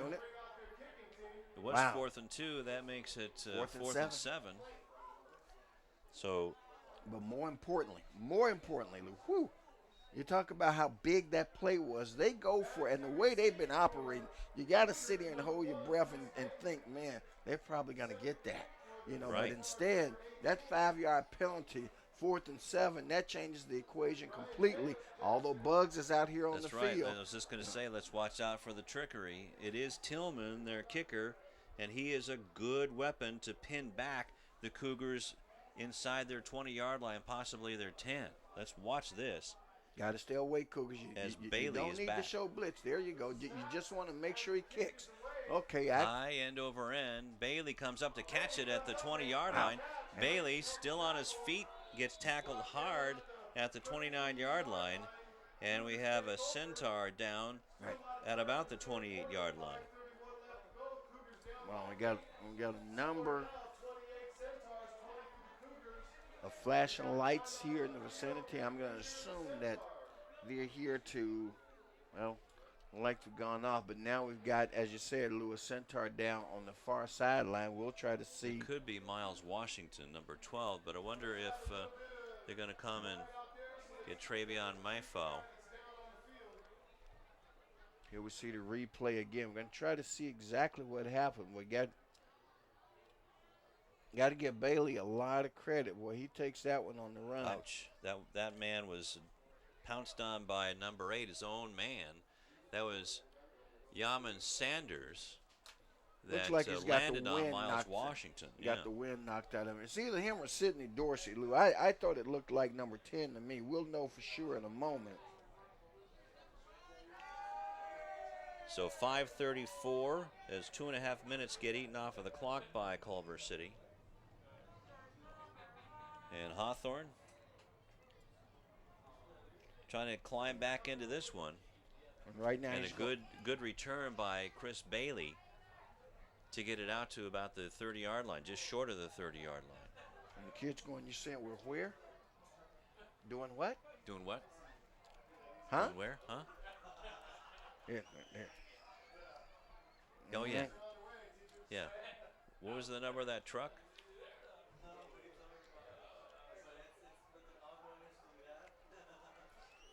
Still really can't tell who that is. Number 12, you were right. Okay. See it on the helmet. Like my grandfather used to tell me, I may not always be right, but I'm never wrong. Right. And that ain't me, that's for sure. So 5:34 left to go. Another good punt by Tillman, but a nice return of about 9-10 yards by Chris Bailey. Kind of a short punt by Tillman. I thought that he might have tried to pin the Cougars back a little further than that. And boy, you got to give Bailey a lot of credit. I mean, he took that thing on the fly. A 99-yard interception for return. Also another interception. Could he be the POG? He's in the running. Calderon and overthrows Gantz. He was being covered by Yaman Sanders. That's okay. I like what Calderon did on that play, though. And in fact, the last drive, here you see him again operating out of shotgun, rolling out, sees the pursuit coming, understands I got to get rid of the football. Yeah, no kidding. Okay? Especially when you got big old Mr. Coffee running out of you. Grant Coffee, a 6'1", 235-pound senior. A defensive end on the left side. Just wanted to take a bite out of Calderon's fillet. Wow. They put 4 guys in the receiving set this time. Man, he's got options to go either direction. And Stephen Gant again. And boy, Sanders had a chance to intercept that.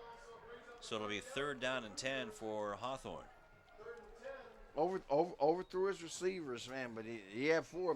When you've got Gant and Bailey on the same side. And then Brame over on the other side of the far slot. Side. Wow. I mean, you've got some options of your own at that point. And, you know, Fuller's no slouch over there either.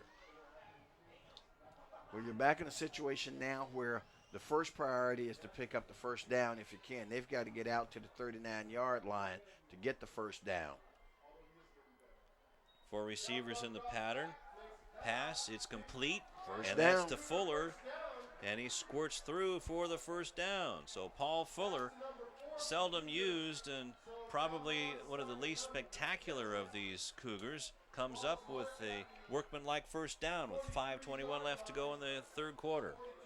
Look at Calderon drop back, make the read. Coach K and I talked about that in our pregame interview with him, that Calderon was improving every week, and one of the areas that he was getting better in was his reads. And that time he made the nice quick read, released it, picked up the first down. 13 yards on the gain. Calderon on the slant. Ow! Bailey, look out. That could have been intercepted. Yeah. And Coffee was back there. Also, number 19 or 16. Who is that? Number 20? Sean Floyd? Yeah, Sean Floyd there. So it'll be 2nd down and 10 from the 42. 4 receivers, 2 on either side. 1 running back, Chance Kennedy, excuse me. There, I did it, Rufus. Kennedy getting it, running into Tucker, trying to get away from Coffee. And Coffee drags him down at the 35. They'll give him forward progress to the 39, so a loss of 3 on the play for Kennedy. So once again, 3rd and long situation as you see him get stacked up here and push back. Boy, the big guy, number 47, that's Grant Coffee, as you just mentioned, in on the tackle for the Centaurs. Up the middle is not the place to go so far tonight for the Cougars, where they have had some success, but wow, not tonight.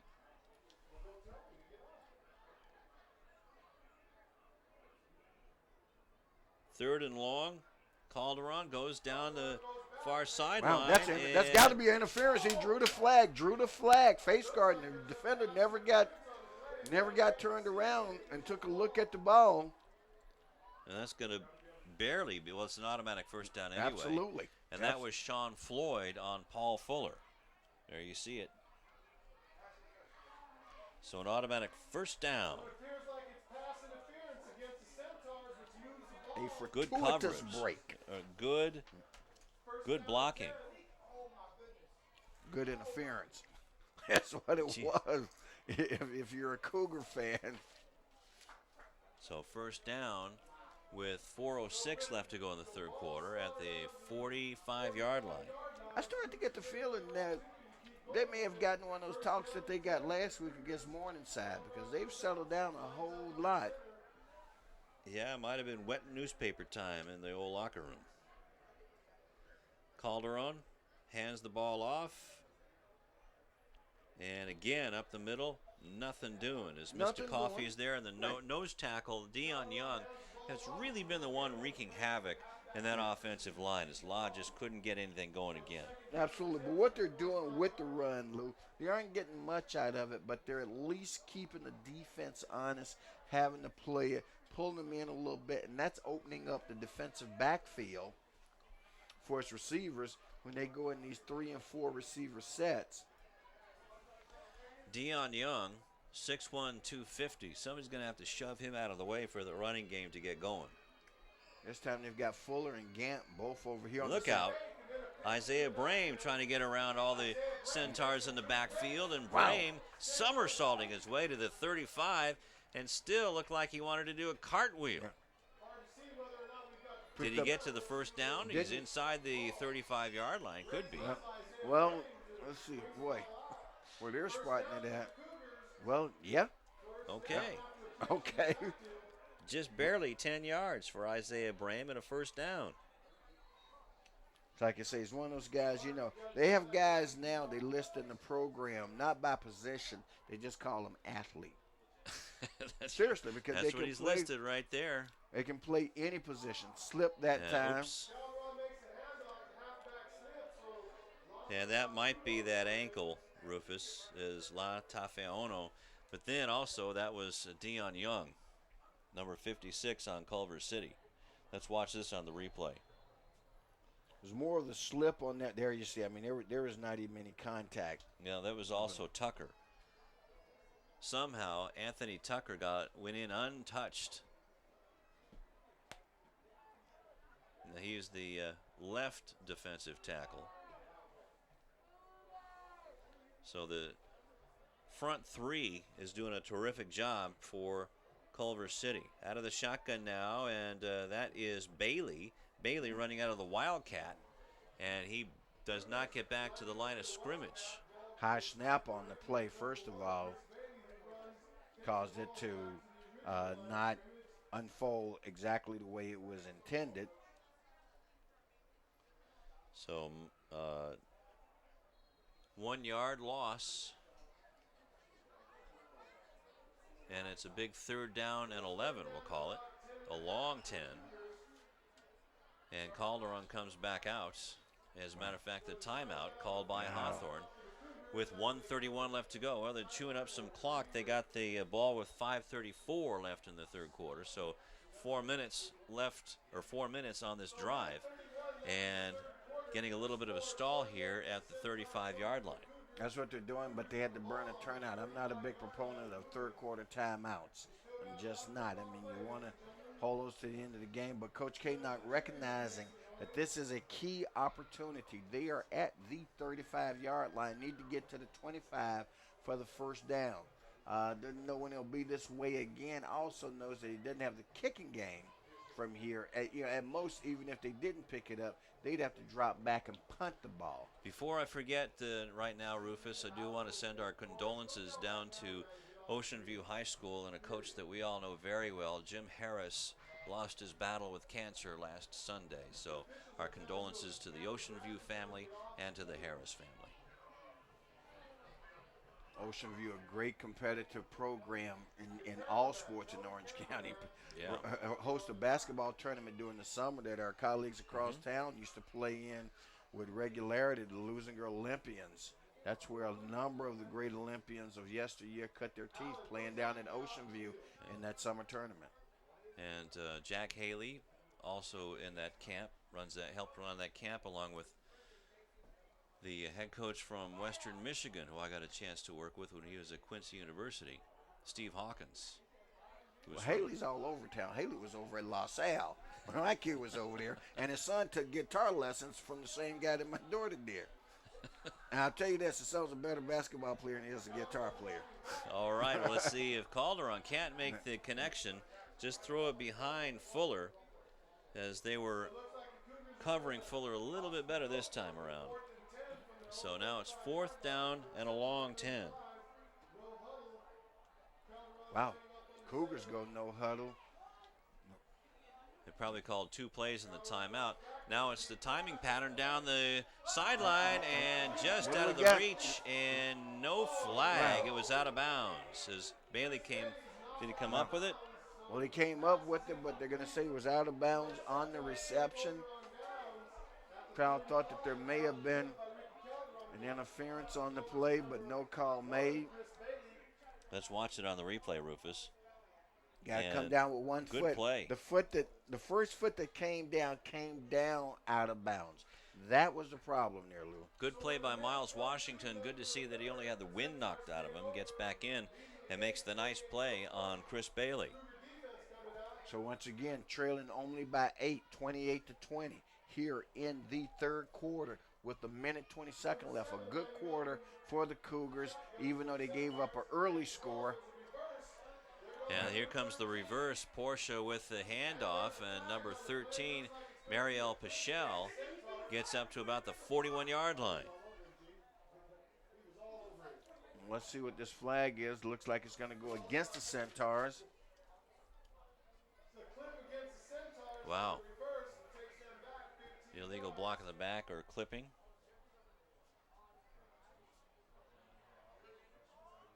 Holding. So that's a hold, and that'll take the ball all the way back to the 20-yard line, Rufus. Well, we saw a little bit of both of them. Holding Let's and take your clipping. pick. Yep. So the Cougars will take it. They certainly will, because that makes it a 1st and 20. They've got to get all the way up to the 45-yard line. Portia keeps it. Portia slips 2 tackles. Here he comes, and Bailey with the tackle at the 44-yard line, and that's close to a first down. Wow. A 19-yard gain for Portia.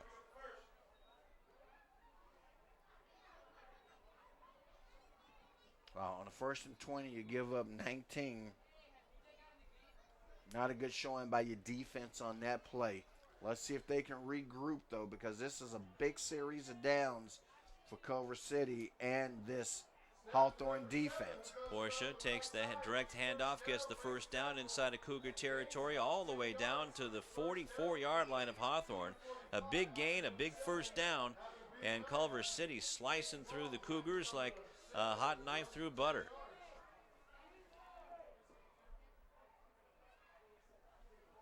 Watch Portia following Bugs, and then just makes his own room. Handoff to Bugs. Wow. And right now, you're right, Lou. They're eating up yards in chunks right now against this Cougar defense. That hurry-up offense, putting a little wear and tear. And let's see, that's the end of the quarter. So, after 3, our score: Culver City 28, Hawthorne Cougars 20. But Culver City's on the march. Cougar defense right now trying to put the bite on this Culver City Centaur defense. It looks like Culver City might be the freshest of the teams, but their depth is really wreaking havoc. And I got to tell you that the line, both sides for Culver City, doing a great job against Hawthorne. And that was one of the highlights of this team coming in for the Cougars, was their line. Well, they're going to have an opportunity to show what they got in just a couple of minutes. But right now, the defensive line has got to show what they've got in order to give that O-line of the Cougars a chance to get back out here. So it looks like it's going to be a first down for Culver City, or is it? Now, here's a report in from Lawndale. South 33, Lawndale 12. And that's just into the fourth quarter. So it's going to be 2nd down and 1.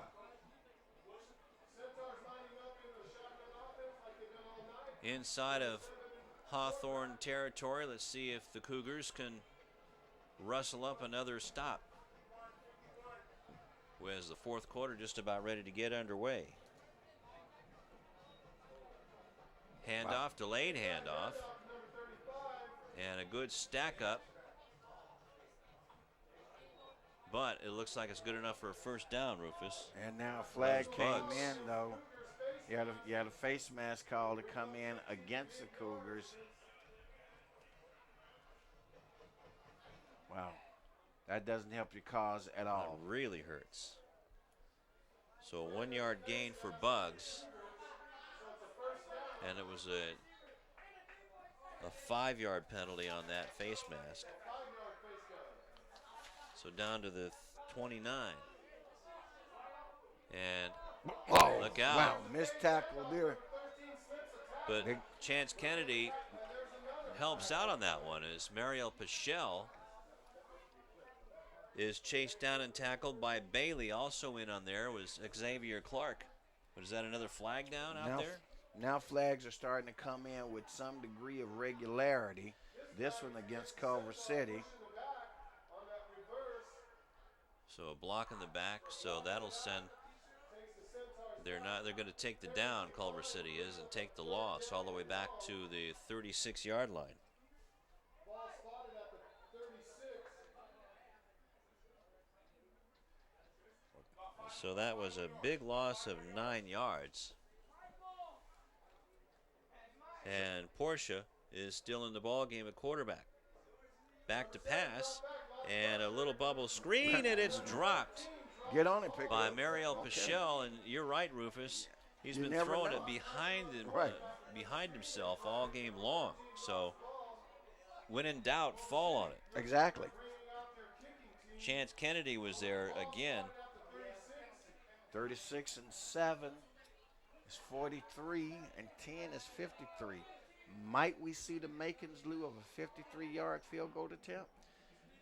Well, let's see here. I don't see Tillman out there. Bit of confusion. It's third down right now, or is it fourth down? Well, it's fourth down. Well, side shows third. Okay, so that's what we'll go with. Head linesman over on that side. That's his job. And Portia with it. It will get the first down and then some. Wow. And he's still on his feet. Spins away from a tackle. Dives. No. And did he get in? I don't think he did. He's going to be about a half a yard short. They're going to call it at the 1 yard line. So Portia, Kevin Portia, racing in sixth gear towards the goal line. Gets away from Bailey somehow. And Singleton pushed him out of bounds. Yeah. I mean, when he dove for it, he was clearly out of bounds. Good call by the officiating crew. Tough defensive break there for the Cardinals. Let's see what happens. Here's a fumble on the play. Way back, and just recovered by Portia. But a flag came in as well.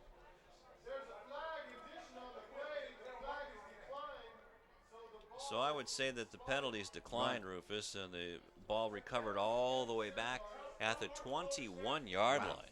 21-yard line, as you can see here. Boy, just a great effort by the Centaur back who fell on it instead of trying to pick it up. That's one of the things that you're taught. When the ball is loose, and the natural instinct is to try to pick it up and run with it, fall on the ball. So a big break now.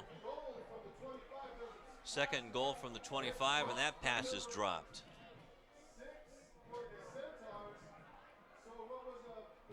So Portia passes what I would the ball drill out. my guys on, Lou? Unless that ball's moving forward and you see that it's incomplete, anything that's a swing pass, you just never know. If the official, in his mind's eye, sees that as a lateral, which means if it's dropped, it's a live ball, I'd have my guys drill on picking that ball up, man. You're right. Absolutely right. Whistle or not. Handoff. Portia still has it. Portia trying to get out of the reach, and finally is pushed back, but not until he gets past the 5-yard line to the 4-yard line. So a 16-yard gain. Now to bring on the field goal unit. So a measure of success, a small measure of success at this point could become a large measure of success if the Cougars can make this kick go awry.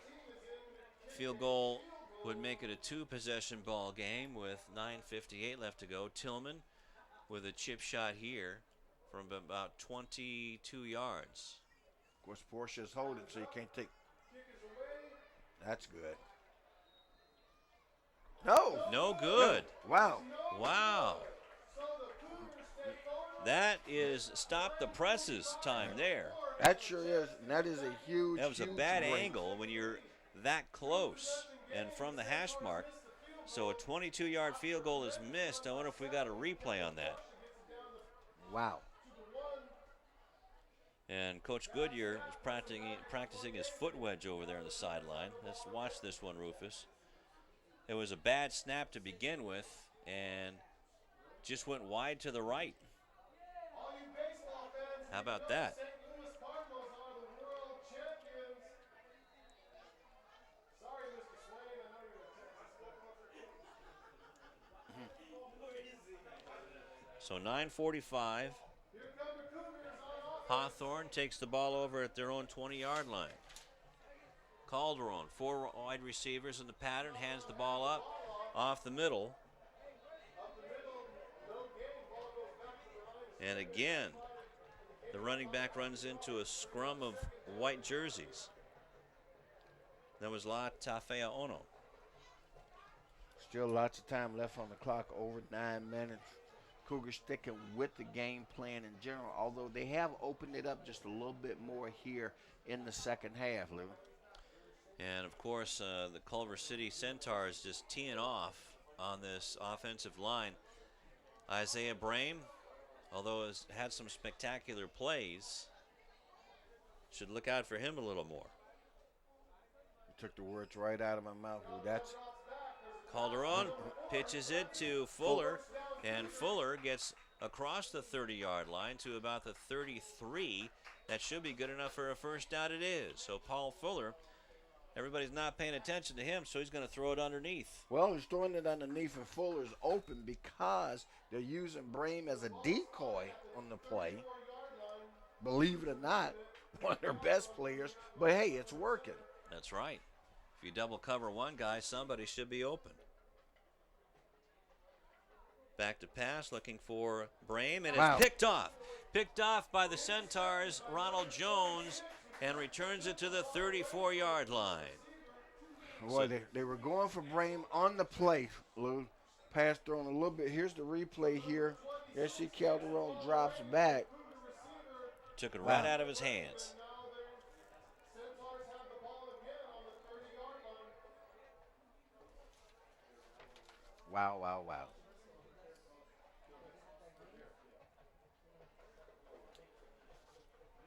So Ronald Jones stops the drive cold with 8:33 left to go in the ball game at the Hawthorne 34. Another Hawthorne turnover, this time an interception. Portia hands it off to Bugs. Bugs gets down inside the 20-yard line, batters his way down to about the 15. So a 21-yard gain for Bugs. Number 32, Kevin Bugs, runs to the outside, gains about 15, second down, first down and 10 from the First and 10 from the 15. Portia still in there. Probably will be in there the rest of the ball game, Rufus, just keeping it on the ground. Portia, fake handoff, right up the middle, wide open, and gets down to about the 4-yard line. That should be good enough for first and goal for Culver City. And I mean, he just went through somebody's tackle. See if we can see who that is now. Portia a little bit slow to get up on the play. That was number 11 of the Cougars that he went through. 11 is Justin Jacobo. And he's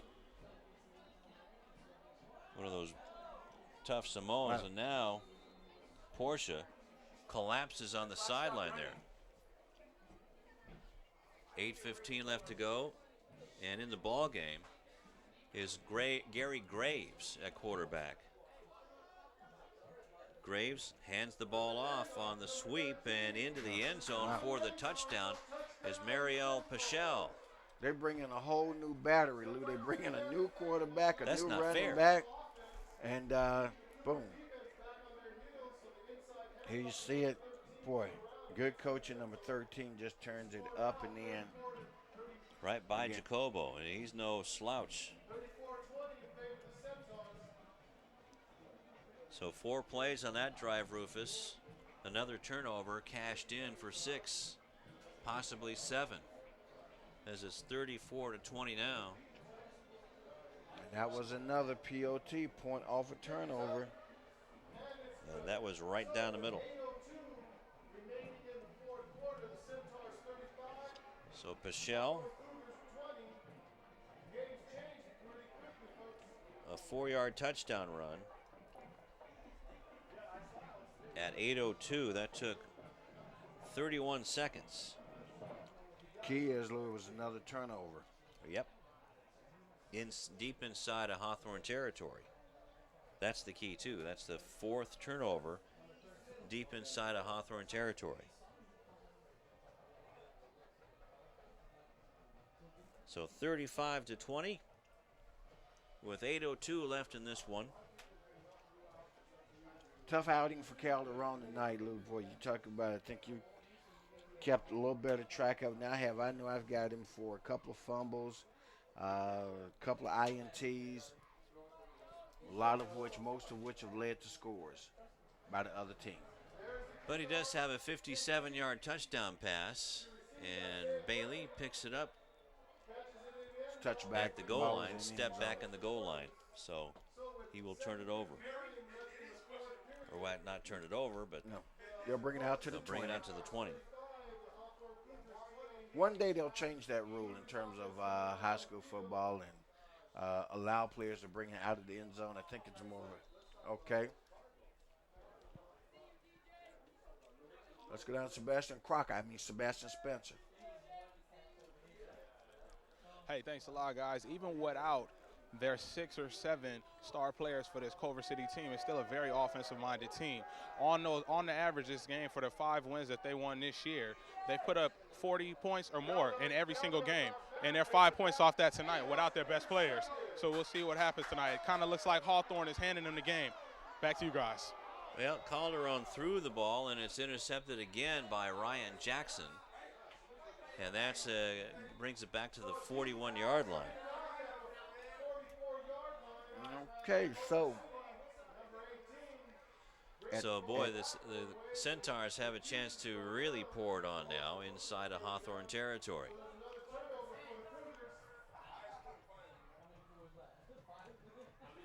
So Ryan Jackson on that INT. So Calderon threw an INT at the 8:45 mark, and 59 seconds later throws another one. 2 in a row, 2 passes in a row, Rufus. Of course, he's running the offense that's being called by the coaching staff. They were looking to put the ball in the air and move it up the field. And right now, it's not working nearly as successfully as they would hope. So from the 43-yard line, we'll call it. 1st and 10. And Porsche back in the ball game. Might have had a little cramp or something, but the handoff to Bugs, and that might have lost a yard, Rufus, is Isaiah Brame with the defensive play. Brame with the corner blitz, and he showed that he was coming all the way. Well, an interior, Stephen Gant was also in there along with Saul Sierra. So we're going to call that a no gainer.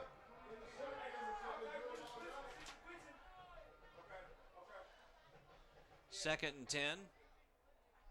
Back to pass is Porsche, and he's going to lose back to the 45-yard line. So good coverage by the Cougars, and then good penetration by the defensive line.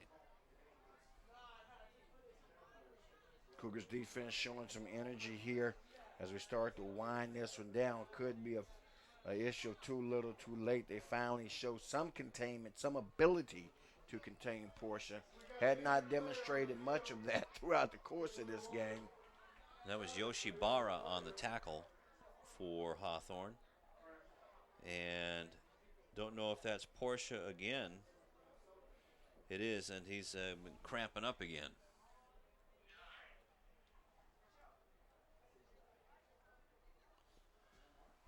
And let's hope that all it is. Well, that's all. I mean, he's there drinking water, man.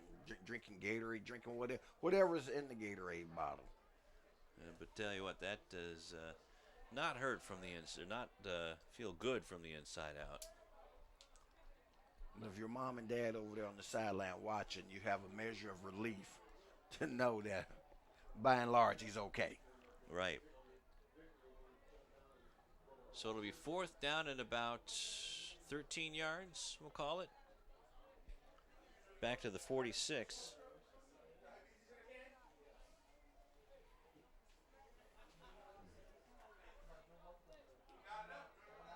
Let's watch it again. Portia trying to dance around Kennedy, but Yoshibara there as well, and he just got pretzeled around at the bottom of that pile.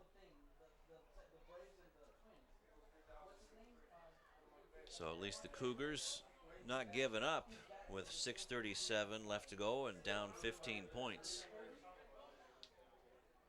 And well, as I say, you're one quick score away. I mean, you have a quick score opportunity. First of all, you got 3rd and long here. So the defense wants to take advantage of this. They're getting a chance to rest. By rule, they can't be coached. The coaching staff can't be out there. They can't come to the sideline, nor can the coaching staff go out on the field. so Ricky Calderon for the Cougars has had 26 pass attempts tonight.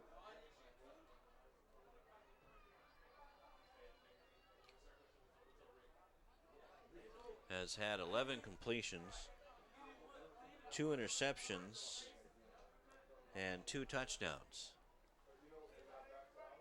And all of that being chased around. And the 3 fumbles. And the fans are still here. Yeah, it's getting a little chilly. It's a few days before Halloween. 'Tis the season. And fall is hit us pretty good here. So the first half, Calderon had a 57-yard touchdown to Gant after getting the ball back from Culver City on downs. Then Hawthorne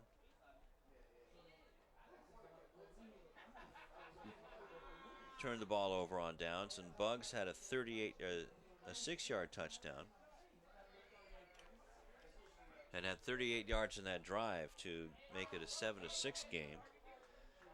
Then an interception for a touchdown by Chris Bailey made it 12-7, and that was the last time the Cougars led. Portia with a 10-yard run, then a 17-yard run to make it 21-12 at the half. And Portia comes off, and I would imagine Gary Graves will come back and up. They've got Lucas O'Connor out there. They woke him up. They woke, and we haven't seen this Culver City team this season. It's been a real interesting approach that they've had to this game with regard to their usage of Lucas O'Connor, even though he's got 1,700 yards passing. They've got a great problem to have. Too many kids, a lot of good kids, and a swing pass, and that was completed to Jimmy Haywood. And a nice defensive play, and that was by Jacobo to hang on to Haywood until he got some help back to the 45-yard line, so a 1-yard gain. O'Connor asking for a shot. You'll see on the replay here as it comes in. Good contact there made by the first losing a defender, and that's what you want to do is slow him down and give help time to arrive. Chris Bailey back at about his own 10-yard line. Tillman, maybe he'll try a pooch kick, or will he try to kick it back in the end zone? This kid has a terrific leg, although he did miss a 21-yard field goal attempt. And now a timeout on the field by Culver City with 5:31 left to go in the fourth quarter. Okay, and right now, this is what we talked about, Lou. This is the big break opportunity. If you are the Cougars, what you're hoping for is Bailey's ability to break one to the house,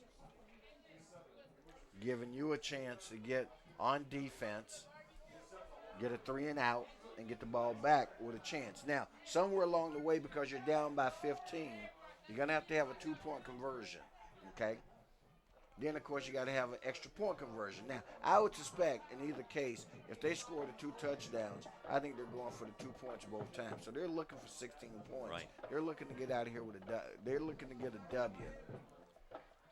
Oh, absolutely. And I'm sure Coach Wright, as if though, and you're right, as if though I said something prophetic, but I guess the point is I know that Culver City team also realizes that the Cougars are going to go for deuces on both of their touchdowns. Look if out they're for bugs, successful. though. Okay, here comes Tillman's punt. And he's going to kick it towards the corner. Fair catch, way called for, but it goes into the end zone. That's okay. That's okay. Well, now you've got another guy going down, number 34 for Culver City. It's Joel Ward. That was in the open field. I have no idea what happened to him unless he caught a cleat in the holding his knee. Might have got kicked in the shin. Well, either in the shin or, that could have been one of those where you turned it might because have a cramp too. Because you got it caught. Got it caught in the field, in a divot in the field.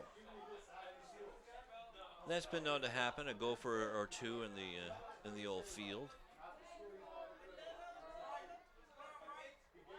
Because there really wasn't any blocking, first of all, because it signaled for the fair catch. So there wasn't a blocking scheme that was on, so I'm not sure where, if any, contact occurred. Stephen Gant getting a little lesson from Coach Koenig. And they finally get Joel Ward up, a 6'2", 285-pound senior.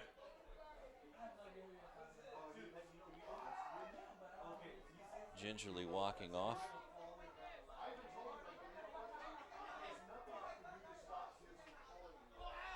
So let's see what Ricky Calderon and the Hawthorne Cougars have on offense. They have 80 yards to go, and they need to do it pretty quickly with 5:25 left to go. 4 receivers, 2 on the near side.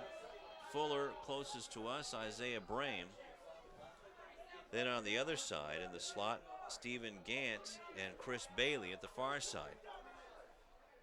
In the backfield, La Tafeaono. Reverse goes to Gant. Gant loses the ball, or was it after he was down? I do believe it was after he was down. Or was that Brame that had the ball? Looks like it was Brame to me. Yeah, because he was flying through the air with the greatest of ease, and Grant Coffey is now on the ground holding a leg. There it is. It's right to Brame, and now it's a horse race.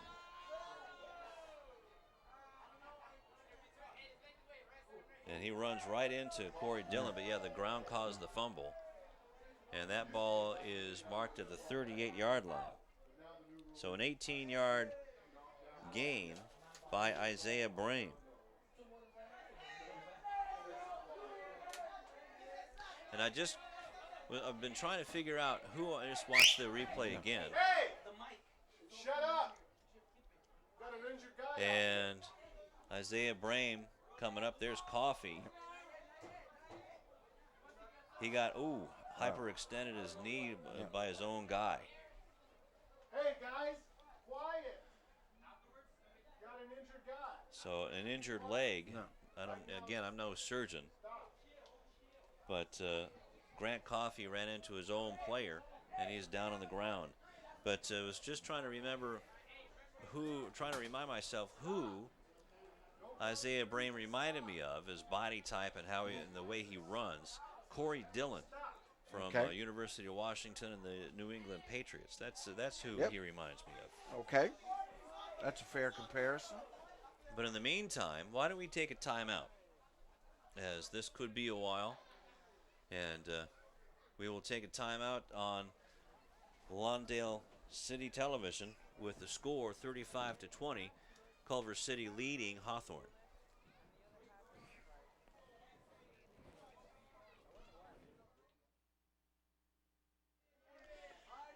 Back here at Hawthorne High School, and Grant Coffey taken off the field, and that's a big piece to their defensive puzzle. And we'll see if the Cougars can take advantage of that. 1st and 10 from their own 38-yard line. Ricky Calderon under center, as the Hawthorne Cougars have lost their center. And Tafeaono trying that middle of the line again, but they're not going away is Darius Morrow to the 40-yard line. A 2-yard gain, though, for La. Law still taking his shots at it. Still taking his shots. 2nd down and 8. Back to pass is Calderon. Nice blocking by La. And this one is going to be picked off at the 30-yard line. And that one is picked off by Robert Moore. The intended target was Isaiah Brame, and he gets up a little gimpy. Going to mark the ball at the Centaur 25-yard line.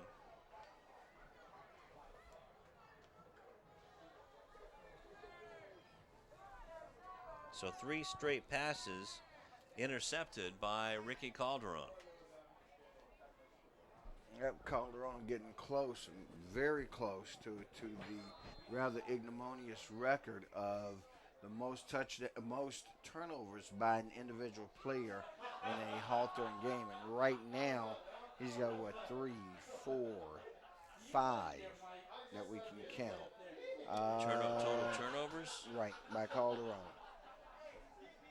Not that we want to emphasize on him, but, it is a record, not one that anybody particularly wants, and I'm sure he doesn't want it, but tough night for him. O'Connor hands off to Buggs, and Buggs is running around. Isaiah Brame finally bulldogs him down at the 45-yard line, but that's a 1st down after a 20-yard gain. Well, Brame's still out there showing a lot of fight in his game.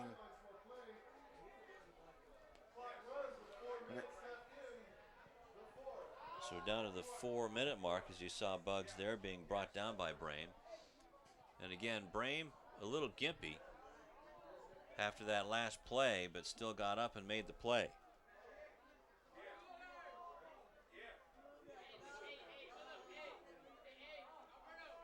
O'Connor hands it off to Buggs again, and this time he's tackled by Barra,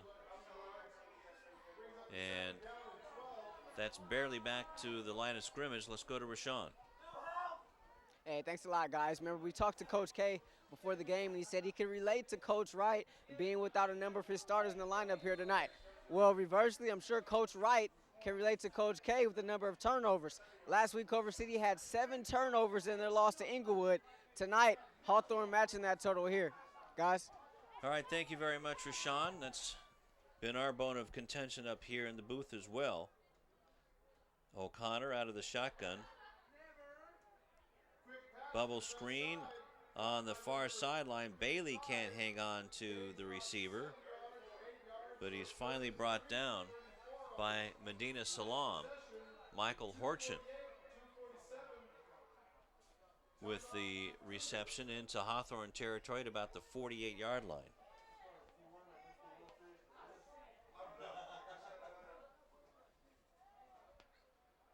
So an 8-yard gain.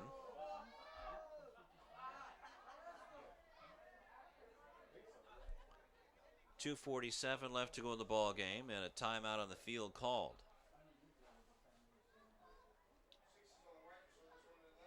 So for Hawthorne, they have a few issues to deal with, and mainly hanging on to the ball. Lots of fumbles and desperation throws. I don't know if they want to call them desperation throws, that those plays are in their playbook, and Culver City knows that Hawthorne needs to go for that home run ball, so they're just playing a deep center field. Absolutely. Well, I mean, that's what happens when you know a team's going doesn't have many options, because clearly Cougars have not had a running game tonight, although they tried valiantly to get the running game going, and just couldn't get it going the way that they wanted to. Of course, their feature back injured, heavily taped ankle. 3rd and 4 yards to go for O'Connor. Back to pass, throws it over the middle. Another screen pass, and that all the way into the end zone.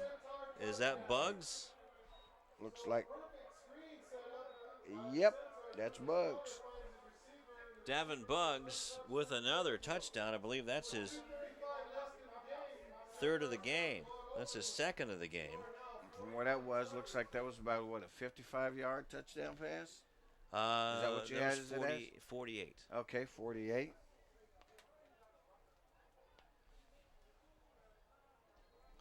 So that makes the score 41-20 with 2:35 left to go in the ball game. So Connor with his second touchdown pass of the night.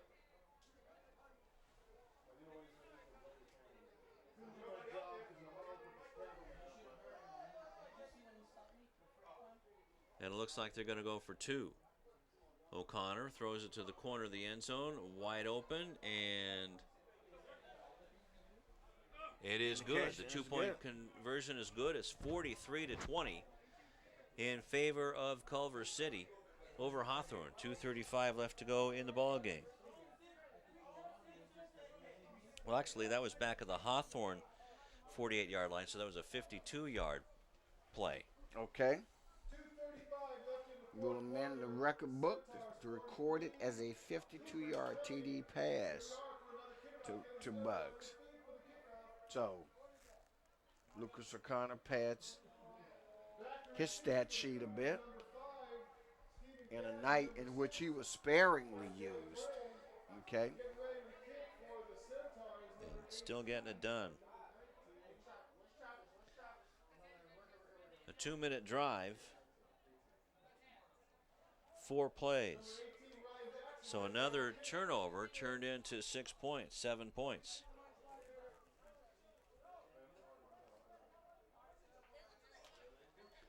Pooch punt, and that is fumbled. Ball still loose at the 36-yard line. Finally fallen on by the Cougars. And picking up the ball, number 50. Looks like whoever that is. Number 50 looks like, Lou, we're getting close to invoking the mercy rule. And the mercy rule in football is letting the clock run. That's it, and it's have mercy, let's go. Yeah.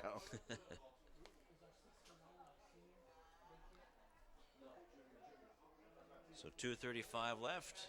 35-yard line for Hawthorne. Calderon still in at quarterback.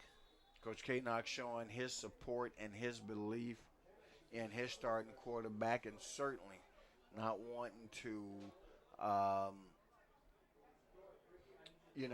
damage his psyche. Stays with him, good, bad, or otherwise. Hey, this the horse we came into town on. This the one we're going to ride out on. That's exactly right. You still got to run the plays, especially going into next week. You got to keep your head up no matter what you're doing. As next on the docket will be Inglewood, at Inglewood. Doesn't get any easier. This was the one, if you recall it, we talked about this was the one. Remember, Beverly Hills was the first one. They thought they were going to be able to sneak that one. They didn't get that one. In fact, they got a shellacking on that one, 42-7, if I'm not mistaken. Then they won the Morningside game. Came into this one not thinking they could get it, but then with a reversal of fortune, seeing what the injuries were, thought maybe they had a chance. That chance evaporated in a wave of turnovers. 8 turnovers now.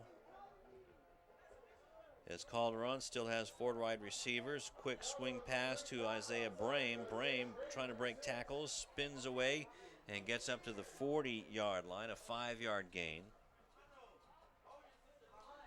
It'll be 2nd down and 5.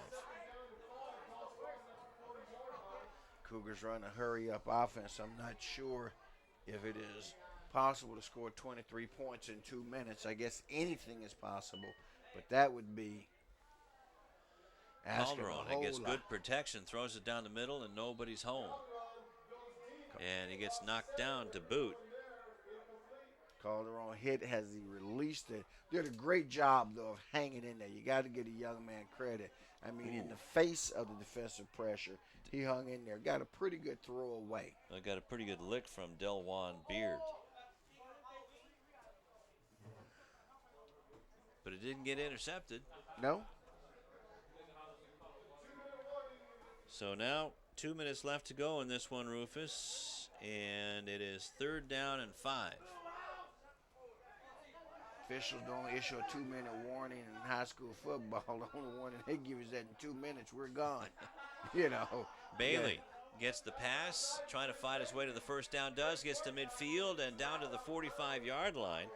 Finally shoved out of bounds on the far sideline by Mariel Pichel. And a nice gain, nice hookup for Bailey from Calderon. So a 15-yard pickup and a first down.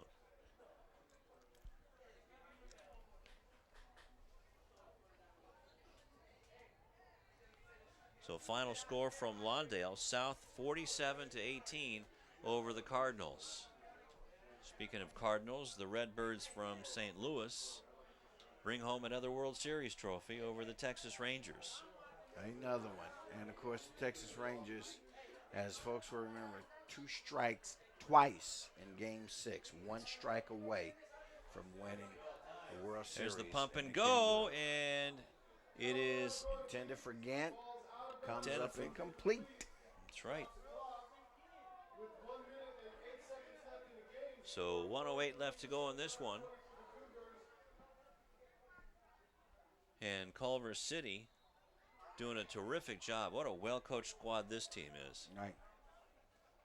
And you see Calderon, nice throw, but that was out of bounds, just wide right. Next up for Culver City will be Santa Monica. That'll be another tough battle. Santa Monica at the top of the Ocean League. Long pass again, but now Calderon overthrows everybody, including Gant. Okay, well, they're just chunking it up now. This is just, hey, everybody run far as you can. I'm going to just throw it up and let's go for it.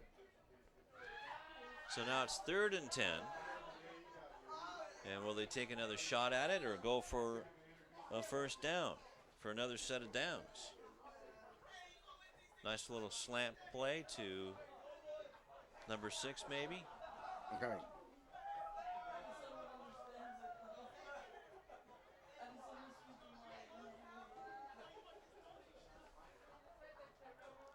Gant in the slot just to the near side.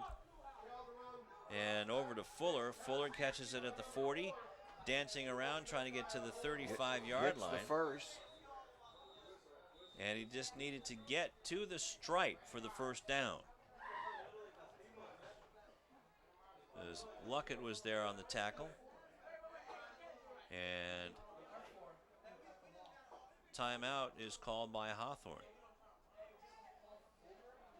Looks like a first down, Rufus, but the chains have not moved. They will be. Okay, there they go. So good job by Paul Fuller. Fuller making the most of his opportunity. All 3 of his catches have been for first down, Rufus. Paul's a 5'9", 155-pound senior.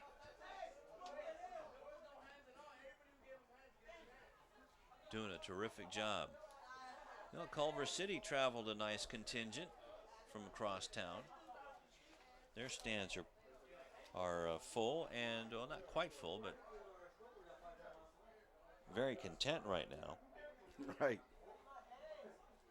Short ride back up to 405 will be made just a little more pleasant with this W. And you got to give them a lot of credit, Lou, when it's all said and done. They have 7 starters out, 6 on offense, and I mean, just their key offensive players. Your number 1 running back, your number 1 and number 2 wide receivers. Okay, I don't know how many teams could really suffer those kind of losses and still do what they've done tonight. And Calderon had to get rid of that ball because, again, number 52, Delwan Beard, just tatered Calderon. Watch on the replay. Looked a little bit late, as you can see. All right, let's see this. Ball's gone. All right, we stay with the flight of the ball. We don't see the end of the play. He did get zipped. Yeah, he did. Matter of fact, you thought. So 45 seconds left to go in this one.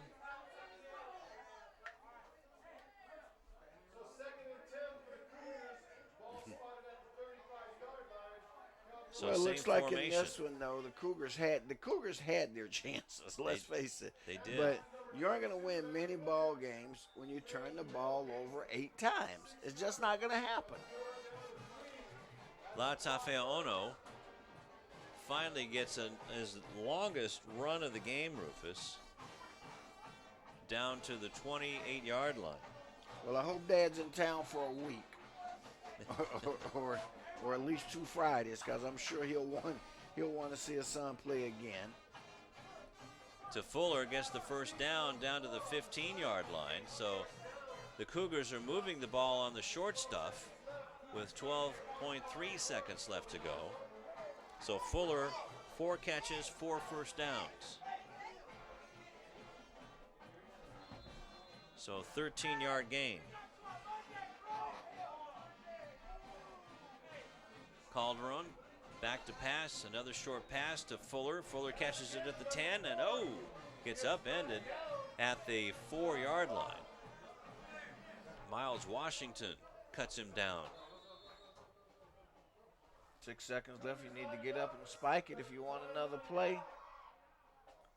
And he does. Well, they're going And to say that's the ball game. And that is the ball game as the whistles blow and the referee holds up the ball saying that's it from Hawthorne High School. 43-20 is our final score. Culver City improves to 2-1 in Ocean League and 6-2 overall. For the Hawthorne Cougars, they fall to 5-3 overall and 1-2 in Ocean League action. And now Culver City in second place, and Hawthorne falls to third. So a big game by Culver City, who had Alex Jackson, Julius Wilson, Akili Scanal, Michael Candler, and Kevin Melendez, all starters for Culver City, and still come back to win, mainly on the hands of 4 turnovers that got turned into touchdowns by the Culver City defense and handing the ball to the offense deep inside of Hawthorne territory, and they cashed them in. They cashed in every seemingly every turnover that was handed to them. Cougars also had some red zone opportunities. They didn't convert when the game was close. Right. What happens is, when the game is close, that's when you got to capitalize. A score here and a score there. When they came out to start the second half, they gave up the early score, if I'm not mistaken. Yeah. Let's go down to Rashawn real quick. Hey, thanks a lot, guys. I'm down here with Coach Wright. You got to be impressed tonight with the effort from your guys. 7 starters out tonight, and you still able to put up double-digit win against this Hawthorne team here on the road. Yeah, I'm just proud of the guys. We got a lot of guys out, but that's why we're a team. We're not just full of 11 guys that start. We're a 47-man roster, and the next guy just steps right in and makes a play for us. Luke's put up some great numbers throughout the season. Didn't see a whole lot of him tonight, even with a lot of Wildcat tonight. Was that by design? Yeah, Kevin was the hot. You got to go with the hot hand. So Porsche did a good job tonight, and he's done that for us continually all season, and we're just proud of Kevin and the offensive line. And how do you guys move on from here? Do you anticipate getting some of those guys back next week?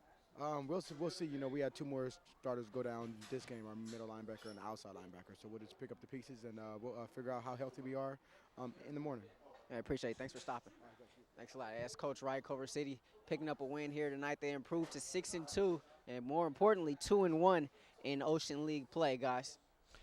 All right, thank you very much, Rashawn. And again, an impressive performance by Culver City, and Coach Wright had it right. And when he said that it's a team, and it was definitely a team effort tonight for the Culver City Centaurs to improve to 6-2 overall. So they've all but guaranteed their way into the playoffs, the CIF playoffs, especially a big win now puts them in second place at 2-1 in Ocean League.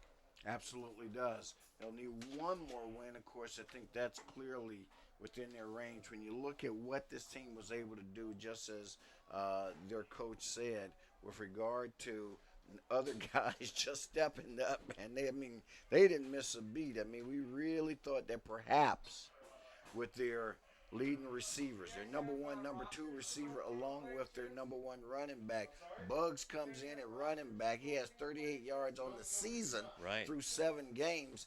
You know, who knows how many he got tonight, but we know he got a whole bunch. He more than doubled what he already had. Well, he had a touchdown on the ground and a touchdown receiving, and he had carries, 13 carries, and he had probably close to, he had well over 60 yards, that's for sure. Right. And remember, he first caught our attention because he had a touchdown-saving tackle that they, in turn, never converted that, and they go back the other way, and he leads that charge on offense, grabs the last 40 yards or so on that drive and scores a touchdown. Yeah, so Davan Buggs, the hero for Culver City, that's for sure, and also Kevin Portia doing a great job as well at quarterback, the backup quarterback, and he's just a sophomore. Just a sophomore, and had a great game. Absolutely. So also coming in, Gray was in there at the quarterback, at Gary Graves, I should say, for Culver City. So this team is loaded. Right. On the Cougar side of the ball, there were some bright spots, though. One of them, let's talk about it. The 99-yard touchdown return by Bailey. Mm-hmm. Big play. Absolutely. Bailey had another interception earlier in the game. In fact, he had 2. That 99-yarder, that was one of the ones that kept them in the game. Boy, they were about to get blown out at that point, and he came up with the big play to do it. So I think he had, by far, although Brame had an outstanding game as well and made some key plays, but Bailey really had a big one for the Cougars. Calderon, on the other hand, let's face it, we got to call it like we saw it. We can't lie to the fans. They're going to be watching the same game that we just saw. Tough night for him. Had at least, let's see, he had 3 fumbles, that's for sure. And as far as interceptions go, just checking. Well, he had 3 of those, that's for sure. 3 in a row. In the fourth quarter alone. So there were 8 turnovers in all by Rashawn Haylock's count. And so, what was it? 4 or 5 of those were turned into touchdowns. Right, but you know what? And got to say this about Ricky, because Ricky, we're still fans of yours. Right. And more importantly, whether we're fans or not, Coach K-Knock is a fan because he stuck with him the whole game. As I said, this is my guy. This is who we started with. This is who we're going to finish with. And as they prepare for next week, nothing is more comforting to an athlete than to know that you've got the confidence of your coach. Well, Jamal Wright and the defensive coordinators for Culver City put together a terrific defensive game plan, knowing that they were without 2 of their linemen, and they stacked the defensive backfield with a couple of extra defensive backs. So even though the Cougars had 4 receivers in the pattern pretty much the whole game, everybody was covered. Everybody was covered, and and of course that's what created a host of the turnovers. But the Cougars have a chance to get back on the winning streak next week, Lou, as they will host themselves. Well, I don't have that one in front of me. I know who it is. Is that who it is? Well, road gets just a little bit, I won't say tougher, but certainly it'll be a challenge when they go over to Inglewood, because that's never easy on the road, that's for sure. Nope, not at all. All right, so why don't we add up some of the totals, and we'll come back after a short timeout on Lawndale Community Television as the Hawthorne Cougars fall to Culver City's Centaurs, and the final score 43-20. We'll be back right after this.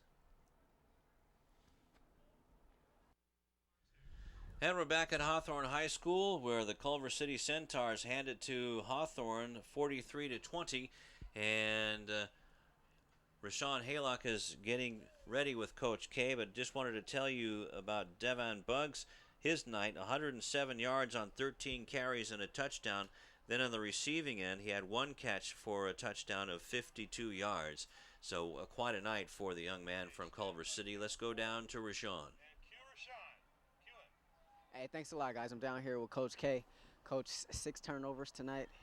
Obviously, you're going to be thinking about that one all night long. Oh, yeah, it's definitely the difference maker. I mean, you don't turn the ball over 6 times and win a game. It just doesn't happen. And we battled, again, we're very, very young. We start 3 sophomore linemen, and as good as number 6 is, he's first year playing football, and he's making some mistakes, and he comes to me and goes, Coach, I see it now. I see what you're talking about. And I go, yeah. I mean, it's experience. I can't expect these guys to be 3-year players. They're not 3-year players. Most of our team, again, most of our team it came from 0-50 stock and 0-10 JV teams. And we come in here and yeah, everybody's excited. We're 5-3 now, and everybody's excited, but we still got 3 sophomore linemen. They don't have a sophomore on their roster. You know what I mean? They showed up with 50 kids, and they don't got a sophomore on their roster. And here I got 3 sophomore linemen. For us to even be 5-3 at this point, still in the Ocean League playoff hunt. I mean, it's not over. We got the 2 best teams, Inglewood and Santa Monica. And, we got Inglewood on Thursday night next week, so we got to bounce back from this. And luckily for us, no big injuries yet. We lose Travion. I'm going to probably head over to the hospital now and check on his ankle because it's pretty serious, and he's a pretty big part of our team. But other than that, we walked off, pretty okay. I didn't see the same thing from Culver City.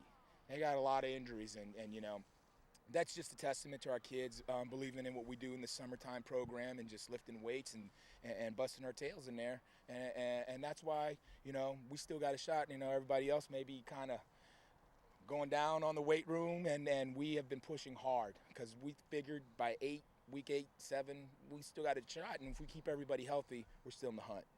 And you're talking about, with all those things considered, the sophomores or whatnot, and the turnovers here tonight, you guys, fourth quarter, still within 1 possession. That's got to give you a little bit of confidence going forward. Well, again, it's our deal isn't. I mean, our deal is executing on offense and not turning the ball over. We do that, and we could have won tonight. I mean, nobody's going to watch this game and go, oh yeah, the Culver just whooped you. I mean, we played them, and when you turn the ball over 3 times within the 20-yard line, you're just not putting yourself in a good position. And that's what we did tonight. And again, kudos to Culver City. They came out. They had a lot of injuries. They had to play a lot of different players, and they did what they had to do. Different scheme. I don't know what happened to their quarterback, but they went with number 7, and he's an amazing athlete, and he ran all over us. I mean, we just didn't expect that, and we couldn't make the adjustments because their kids are so young. I mean, my starting middle linebacker, first year playing. The other linebacker, first year playing. I mean, we're just so young across the board. And those kids, you tell them and they just don't quite understand football. They kind of understand, but they just can't go full speed. And that's the difference tonight, Coach, you talk about having Santa Monica and Inglewood coming up. What are some of the adjustments that you look to make in those upcoming games that you saw here tonight? Well, Inglewood is extremely talented, and Derek Woods is just a phenomenal athlete. Again, good look for us tonight because that's exactly what they're going to do to us next week. Exactly. They're going to put Derek Woods at quarterback, and they're going to give him the show, and rightfully so. He's that good. I don't know a whole lot about Santa Monica. Haven't seen any film on them. That's the last game of the season, and I'll prepare for them when I prepare for them. We're thinking about Big Green over there on about 2 miles up north, and Coach Thomas does a great job with those kids. They lost 33 seniors, and they're right in the hunt. So he did a great job with those kids, and we got to prepare and come out next week. It's a Thursday night game for us. Hopefully that gives us an advantage. We've already played a Thursday night game. We know how you can come out flat, and it is what it is. And we're gonna go over to Inglewood, figuring we're gonna beat Inglewood and still have a shot at the playoffs. We beat Santa Monica, but again, it goes to an at-large bid now. We're not going to get 1 or 2 in league, so that means it's an at-large. So we got to do something special against Inglewood and Santa Monica, who look to be 1 and 2 in league. Hey, appreciate the time, Coach. Yeah, man. Thanks for stopping. Thank you. That's Coach K. Obviously very adamant, had a very passionate speech he gave to his team after this game. And a lot of the kids were despondent, dejected. Even a couple members of the coaching staff as well kind of peeked over there, and I heard Coach K tell him, how you feel right now? This is how you're supposed to feel after a loss. We've been talking about the culture change ever since he's taken over, and before you didn't really see that from a Hawthorne team. These players actually showing that they care and that they feel tough losses such as this one tonight.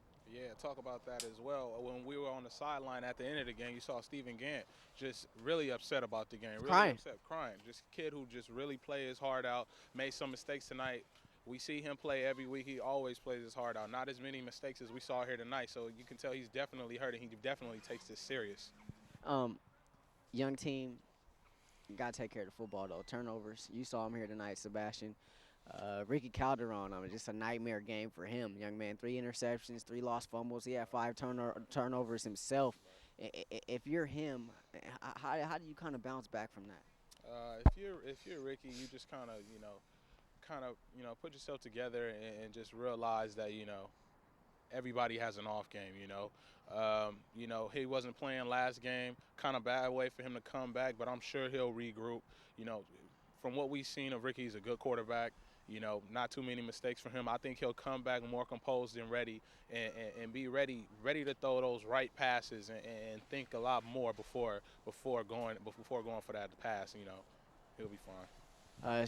Hawthorne team fall into a very tough Culver City team. A lot of people even picked Culver City to win this Ocean League before it started, and before all the injuries that they were able to succumb so far this season. As for Inglewood, Sebastian was talking to Coach K about it. Derek Woods, you heard him mention that name. He's an All-American wide receiver. Well, the Sentinels have kind of turned their season around by putting their All-American wide receiver at quarterback, and he's going to be doing some of that Wildcat stuff that we saw here tonight from Culver City. So Coach K and company need to be careful of that. We need to be careful of the Losing Olympians, because that's where this show was going. We're taking our act on the road. We'll be at Losing, guys, so I guess we'll see you down the road next week. All right, thank you very much, Rashawn and Sebastian Spencer, for that terrific analysis of tonight's game. And yeah, Hawthorne Cougars just beat themselves and ran into a team that had their backs against the wall, and it was a challenge by the coaching staff to overcome some adversity, and they passed it with flying colors. They certainly did. I mean, obviously, they've shown that they are a top flight team with high caliber players, and so what can you say? They even though they came in undermanned, so to speak. I think that's a misnomer because all they did was plug in guys off the bench who, what a luxury. Exactly. Especially when you got a school that is just now getting a program together, a foundation being put together by Coach Kanak. And Culver City, you've got guys who they probably have to turn away. Right. And that was the one thing that Coach Kanak said, and I don't need to repeat everything that he said, but I do like the fact that he was honest in his assessment of his team, of where they are. I've got young kids. I've got kids who really don't even understand this game. But at 5-3, we're out there playing, we're scrapping, and yes, let's face it, it's hard to talk about this team and not mention the streak. Okay, and what they've been able to accomplish, because in years gone by, for 4 consecutive years, I mean, this team was at the bottom looking up, and now when they take the field, they're putting on an entertaining show for their fans, and that's why what you saw tonight, and I got to give the Hawthorne Cougar fans a lot of credit, considering what they've endured over the years. In the past year and a half, past 2 seasons under Coach Kanak, they come to the stadium and they stay to the end because they know they're going to see some good competitive football. That's right. And let's talk about the Culver City Centaurs, their star of the game, Devan Buggs. He was responsible for 159 yards of offense and 2 touchdowns. On the other side of the ledger, Ricky Calderon had a big night passing. He was 15 out of 34 and 240 yards. And he had 2 touchdown passes, but he had 3 interceptions and 2 lost fumbles. And 6 fumbles on the field, but then also they had 2 turnover on downs as well. So that's 8 total turnovers for Hawthorne, and they'll work on that, I'm sure. Oh, absolutely. And so it'll be fun to see how the Cougars can react to next week, especially on the road in Inglewood. And that'll be a good game. Absolutely will. And, of course, as Rashawn mentioned, next week we take the show on the road across town to Losinger. But before we're done, we've still got to acknowledge our player of the game and our tip of the hat of the game. Okay, our player of the game, who should we give that to? Well, I think you said Chris Bailey, and you get no disagreement from me on that. I think Chris with the big 99-yard touchdown run, in addition to a number of other things he did, but that'll obviously be a personal highlight for him. Oh, yeah, that's got to go right to YouTube, that's for sure. And want to congratulate Chris Bailey for being our Lawndale Community Television Player of the Week. And how about your tip of the hat? My tip of the hat goes to number 6, Isaiah Brame. Isaiah, you get the Tip of the Hat award. And I'm going to say this in terms of Isaiah. And they've got some guys on this team. I mean, let's face it. Oh, yeah. That they've got. But they've got to find a way to get the ball in Brame's hands just a little bit more. All right. Well, thank you very much, Rufus. Let's put a bow on this one and put it on the shelf. This is done. All right. I want to thank Rufus Washington, Rashawn Haylock, and Sebastian Spencer for joining us, and the terrific Lawndale Community Television crew, and Tom Strickfaden especially. I'm Lou Stowers again, telling you once again from Hawthorne High School, the Cougars fall to the Centaurs of Culver City, and the final score 43-20. Until next time at Lusinger, so long.